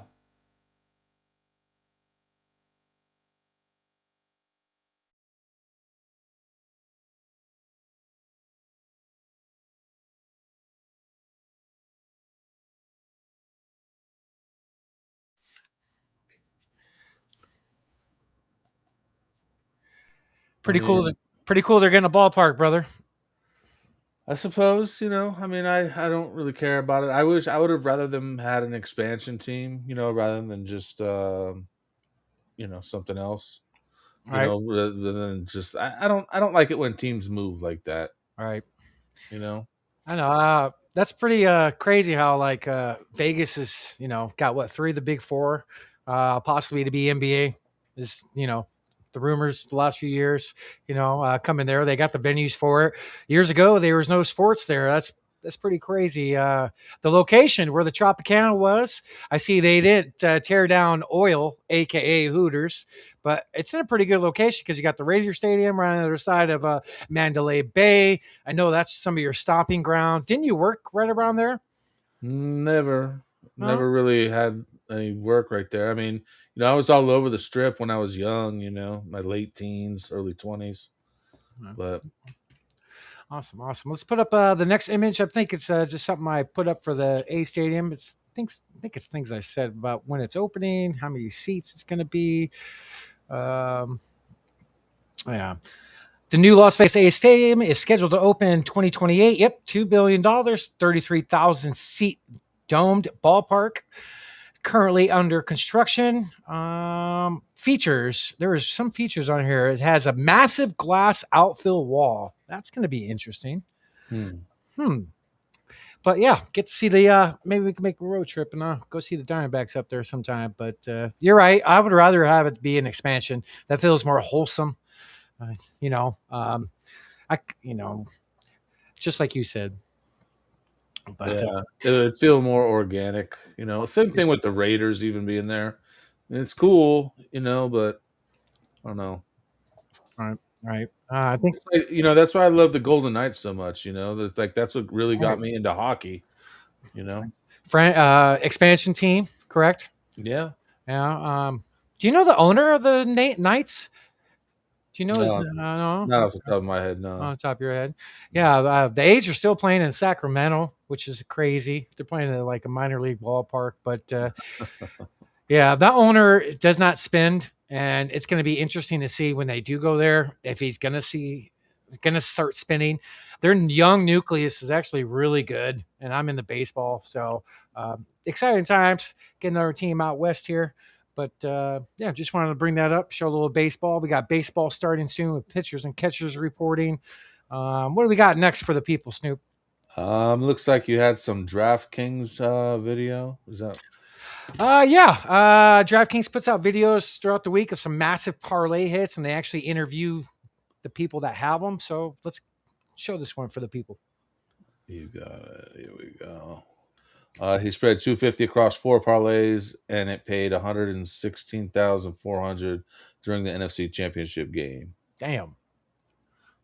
We are here with Kyle. He had 4 parlays from the NFC Championship game, $250 total across all of those, turned it into $116,400. This is unprecedented stuff, Kyle. How did you do it? All right, so a little bit on what I did, my research. I noticed in game 1 that they played, we had 8 red zone attempts, and the Seahawks had a total of 414 yards. And the Rams had 249 total yards from scrimmage. And I just kind of made notes of that and saw that the 249 was pretty low for Stafford and 414 was pretty high for Darnold. And, I just kind of took that into account. And then I looked at game 2. I noticed they had 9 red zone attempts. They had 415 total yards from the Seahawks, 581 from the Rams, and 3 touchdowns from Stafford. Just kind of figured like game 3 is going to be a battle. And I really felt strong about Darnold and Stafford going back and forth and not just making it a game of field goals, basically. And kind of threw Cooper Kupp in there and Colby Parkinson just because, Cooper Kupp was an MVP. And I just felt like they were going to throw to him just because, it's playoff time, Yeah, definitely. So take me through when you were cashing these tickets. Obviously, you had 4 here. One of them had Seahawks money line on there, so that came down to the end of the game. But take me through the experience cashing all 4 of these. I was calling my friends. We were all on the phone yelling together, and it's 11 o'clock at night. We got 3 kids asleep, and they're giving me cash outs. I'm getting cash outs for 20 grand, 10 grand at first, then it moved up to 20 grand. And I just said, I'm going to ride this through. My buddies were telling me, go ahead and cash out, take the 20 grand, take the 20 grand. I'm like, no, man. I mean, I usually ride them out. I've had some cash outs before that I regrettably say I didn't take and they didn't work out. But this time I was like, you know what? I'm just going to keep on my game and not cash out. And, it worked out for me. And I was screaming at 11:30 at night and woke up the whole house. And, my wife was super excited. And, it was just kind of a great experience. First time I ever hit him like that. Do you remember the last leg that you hit, obviously outside of Seahawks money line? Was there one prop that kind of cashed a good chunk of the tickets? Yes, I needed actually the Seahawks punting the ball. I needed 9 yards at a Puka Nakua to cash the big tickets. I bumped him up to 40 yards. He had 31, and I needed them to throw the ball to him, and I just couldn't believe it when Stafford had 22 seconds or 24 seconds left and threw to Puka down the middle. As soon as he made that pass, I started screaming. Wow. That's a lot of loot. Hold on, that's life-changing. Yeah, I mean, suppose, but he'll probably gamble it all. You know what I'm saying? I'm not trying to be a jerk. If I won that, I would probably retire, to be honest with you, at gambling sports. That's like the almanac shit. Colin, that's amazing. Off 2 games. Oh man. So I know you say parlays are for suckers, but it's a rare case that you could be life-changing money if you call it right. Mm-hmm. Yeah. Don't get me started on the parlays, dude. Snoop, what time of the show is it? It's time for me to play the clip for my episode. Ha ha! What's up? All right. I love it. Give a little plug. So, Snoop, tell them about your show. Tell them where they can find you and what you got coming up. Brother, I had an amazing guest this week. Have you ever heard of a band called White Zombie? Never heard of them. They're new. I had the drummer White Zombie on my podcast this week. And, really exciting. Here's the thing. It comes out Tuesday, 6 p.m. Eastern. If you subscribe on phoneboothpodcast.substack.com, you get it tomorrow if you subscribe for $5. Or get this, Haywood. If you go to X, you could subscribe to me for just $1 a month. And watch it? And you get it tomorrow. Otherwise, it'll be out Tuesday. Tuesday? I know what I'm doing tomorrow. But dude, that's a banger. Yeah, check this out. This is crazy that I have it on. Here we go. Boom. I'm from Brooklyn, man. So well, that's why I wanted to get into like your origins, man. You're from Brooklyn. Born and raised, Brooklyn, New York. Yeah.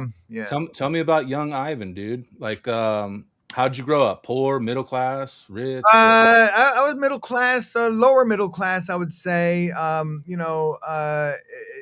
The neighborhood I grew up in was Park Slope, which actually turned into a really expensive neighborhood, but it started off kind of, really rough. It was really rough. I was just always looking out for my life, always watching my back, getting jumped left and right.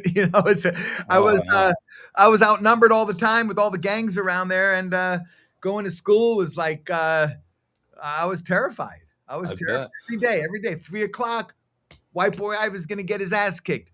So, I'd have to figure out ways of sneaking out of the school, and then I got into playing drums, man. I ended up doing a summer program for employment. I did a summer youth employment. It was the summer youth employment program in New York, and they put me in a camp with all black kids. So I was, they were like, we got a white boy telling us what to do. Look at this. It's called the rhythm section, dude. Hey, I love the culture because it's all about movement, dance. You know, they like I growing up in New York, I learned so much about music and culture. And like you walk one block, you're in Italy. It's like, ooh, the music, the food, and then another block, you're in Jamaica or China. You know, and it's and you're really there because everyone is like speaking the language and the storefronts, everything's in Chinese or whatever culture it is, or you know, and the food, the smell, and the music they'll be playing from speakers. You know, people on the streets always dancing and Yeah. this the liveliness. I miss that, you know, about New York. You know, Well, I've Wow, Snoop. You're up to great things, brother. That's awesome. How was he to hang out and talk to? I know you've known him for about 20 plus years because, right, you guys used to hang back in the day because your roommate was in his band, I believe, right? Yeah. Well, he was in my roommate's band called Creep, and we talk about it in the episode a little bit. And yeah, I would see him in the studio, and then I had some shows, and but it's different when you get to sit down and get to know someone. Like even though like I hung out with him a lot, we never really got to know each other too well. So it's cool to just kind of get to know one another. So Awesome. yeah, it was exciting, man. So follow Snoop Von Poop. Go subscribe for $1, and you can watch it tomorrow. Make you holla. Yes, got a banger of an episode. And last week's episode, Snoop, was arguably my favorite one you've done. It's pretty good. Clive Christopher was amazing.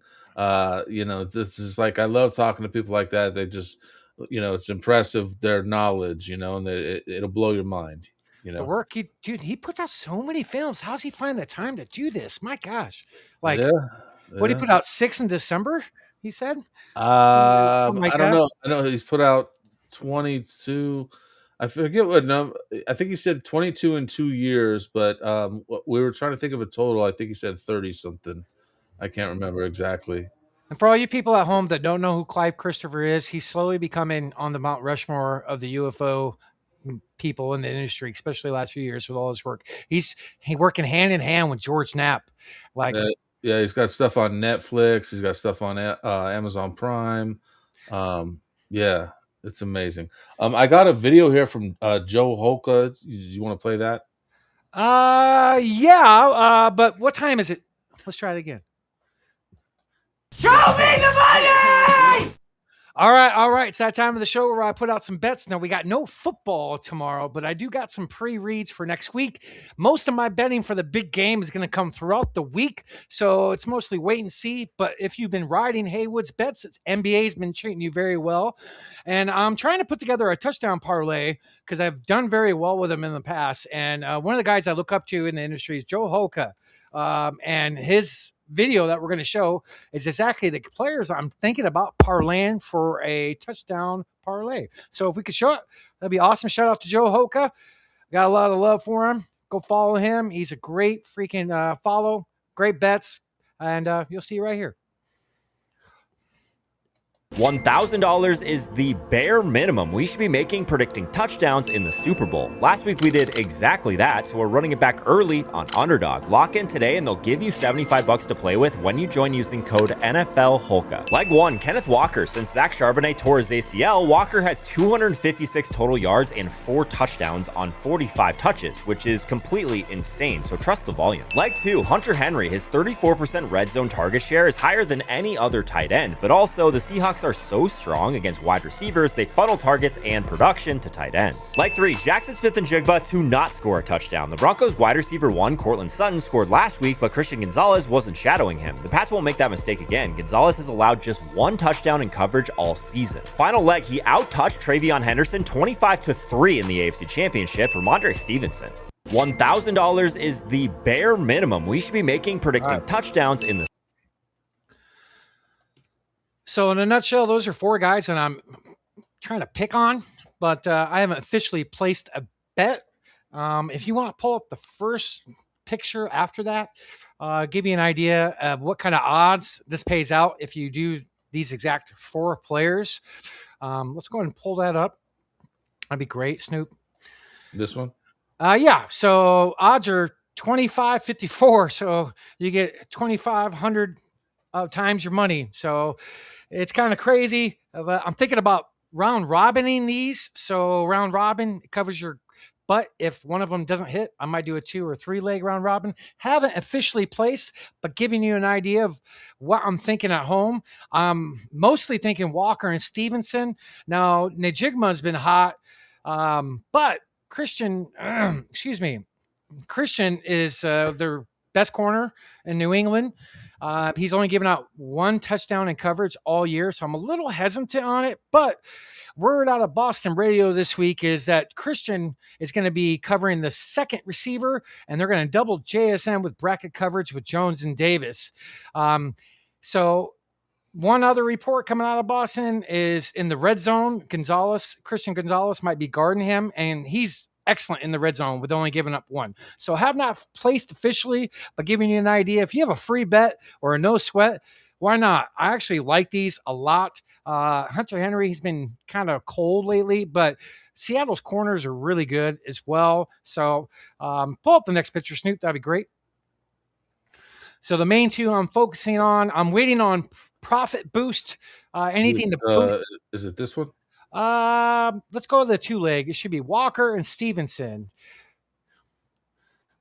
Walker and Stevenson. All right. So these are the 2 I'm going to concentrate on the most. These are the ones I feel most confident in. Have not officially placed. It's a week out from the big game. There is no profit boost to juice this even better to get more money in your pocket. So stay tuned. I will post on the post soon.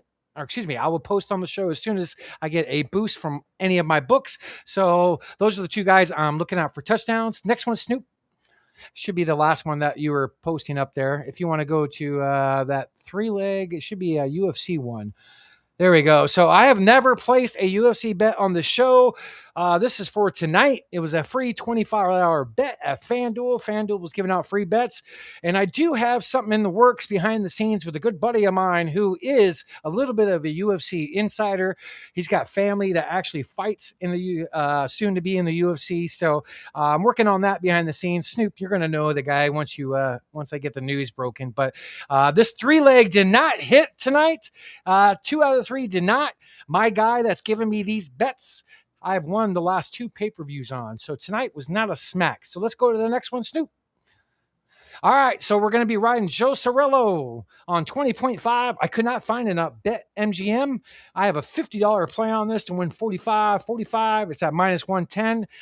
Might put some more juice on this, more money on this. This is something I really love. So Joe, if you're listening, watching out there, ride his bet. This one should hit. He's hit, 4 in a row? That's what he said in the interview.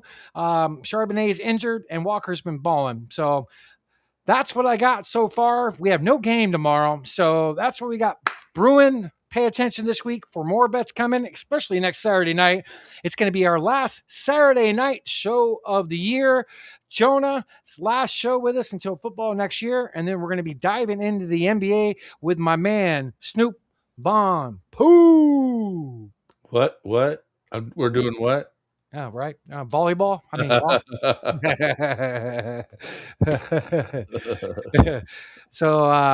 so hey, yeah, that too. That's a good one. You want to talk any NBA? You got. I mean, that's all I have lined up for the show. But I mean, not really. I don't got nothing prepared or ready to go. So, hopefully, this next week, find out where Giannis is at. So let's be nice, Miami. So Golden State, from what I'm hearing, it's Butler, Kuminga, and draft picks. I think they have 4 first round. Why would any team want to take Butler right now? It's only 1 year left. Big money to match Giannis's. They can get out of it after next year. Especially Butler might not ever play again. It might not, but the 4 first round picks are nice, and Kuminga's could be very nice. Kuminga can play. He just doesn't get opportunity there. He can definitely play. Miami has probably better younger assets, not the draft capital. With like rumors of Hero, Rare, I'm okay Juarez. with pretty much anything but Ware. I want to keep Ware. I don't care if you trade Hero and a few other pieces, or even if you had to trade Bam. I wouldn't be too opposed to it. Okay, But it would have. question for you. Keep rare, include Bam, maybe Warriors and some picks. Would you like that route? Yeah, I mean, but I don't think Bam is. I don't think they're going to trade Bam. How much time do you think he has left? I think it's going to be Hero and some other pieces. I just hope Ware's not a part of the mix. Either, man. He's such a stud. You know I love him. It's crazy to see a stat line. Gets 20, 25 minutes a game. The guy should be playing a lot more. He would grow if Giannis was next to him. They should both start. But yeah, I kind of agree with you. We'll definitely find out. Miami's in the mix. I'm not sure if they won tonight, but I know I've been busy podcasting. Right. How many hours tonight? Oh man, was 6 or 7? I don't Okay. know. The Heat right now is currently in the 8th seed. They're 10.5 games back from the number 1 seed, the Detroit Pistons. 26 and 24. So what, 50 games in? That over under 37 wins is kind of looking pretty good if they keep going. But yeah, interesting. Let's see. Our Suns 30 and 19 right now. Booker to be evaluated next week. Dude, I smashed that. The books were wrong. 30.5 wins. One more win and they got it. Yeah. Yeah. And dude, Green can't stay healthy at all. He's played what, 3-4 games? I think it's 4, yeah. 4. And then didn't he fall on his hip the other night? The contusion. But yeah, good things with the NBA. Dude, last night, what was it, Cleveland? Without Book, right? They killed them. Cleveland's tough team, dude. Cleveland's tough team. They took care of business last night. So good things to come, brother. Good things in the valley. Yes, sir. Yes, sir. Well, Snoop, anything else you would like to discuss? Or if not, any final thoughts for the folks at home? Yeah, no, just, check me out. Here's the thing. Got Ivan the Prune from White Zombie this week. Check out the Pick Is In on YouTube. What else we got? Yeah, man. What do you do on Saturday evenings? The Saturday live stream, right? Oh, yeah, there's that other podcast we do too. It's called the Phone Booth Live Streams. So we do that. Actually, we got a special Monday edition of Mr. Jonas Stormrider and myself. Will be hosting the Phone Booth Live Stream, Mainstream Mondays. So there's a little nugget for you. Very nice. Did Wentz really get taken by ice? I ain't saying nothing. You have to stay tuned to find out. Well, I was kind of wondering because last night with the lads and him not doing their stream, they were supposed to, Yep, it's going down. It's everywhere. All right. Well, folks, thank you so much for tuning in. I hope everybody at home enjoyed our interview with Joe Ceraulo, the one and only, and more good things to come for the show. We'll be looking forward to having him back on, possibly for March Madness and baseball. So something to look forward to. Next week, we don't have an official yes from possibly our guest, but we do have something in the works from Snoop. Should we drop a little nugget there or leave that open? Let's leave it open. We'll confirm it, and then we'll make a special announcement this week, letting you know who the guest is going to be next week. That's right. It's Chicago Bears related, possibly. It is. All right. So Super Bowl 60 live at Levi Stadium next Sunday at 4:28 p.m. The Seattle Seahawks versus the New England Patriots. Stay tuned next Saturday night. We'll be giving out some winning bets for the game, and hopefully I can come through with a lot of studying this week, usually one of my bets days of the year. Thank you again for everybody watching at home. We appreciate it. If it wasn't for you guys, the show would not be here. So I got a lot of great support with my homies, Snoop, Jonah, everybody in Phone Booth, all my people, my inner circle that believe in me. So I just want to say thank you. And actually, there's one little nugget I got to give out. Possibly a couple of weeks from now, we're going to have the great Doug Franz. Allegedly. Allegedly. All right, we used that button twice tonight. Last week was like 17 times. Allegedly. Allegedly. Allegedly. Allegedly. All right. So Doug Franz is a big guest. You know, I look up to him, Snoop. Somebody in the Valley. He's kind of a legend here in sports media. So that's going to be something to look forward to. So all the people at home, cheers. Cheers. Yes. Love you guys. Don't forget to follow Haywood's Almanac for all of my NBA picks. I've been on kind of a heater. Ride them. Let's go. And we'll see you next Saturday night. All right. And is Vince? Yeah. What about you? Got misspelled it. It's Wince. Allegedly. And don't forget to check out the Here's the Thing podcast Tuesday at 6 p.m. EST. Snoop's All right. Good night, everybody. Night. Love you guys. Peace.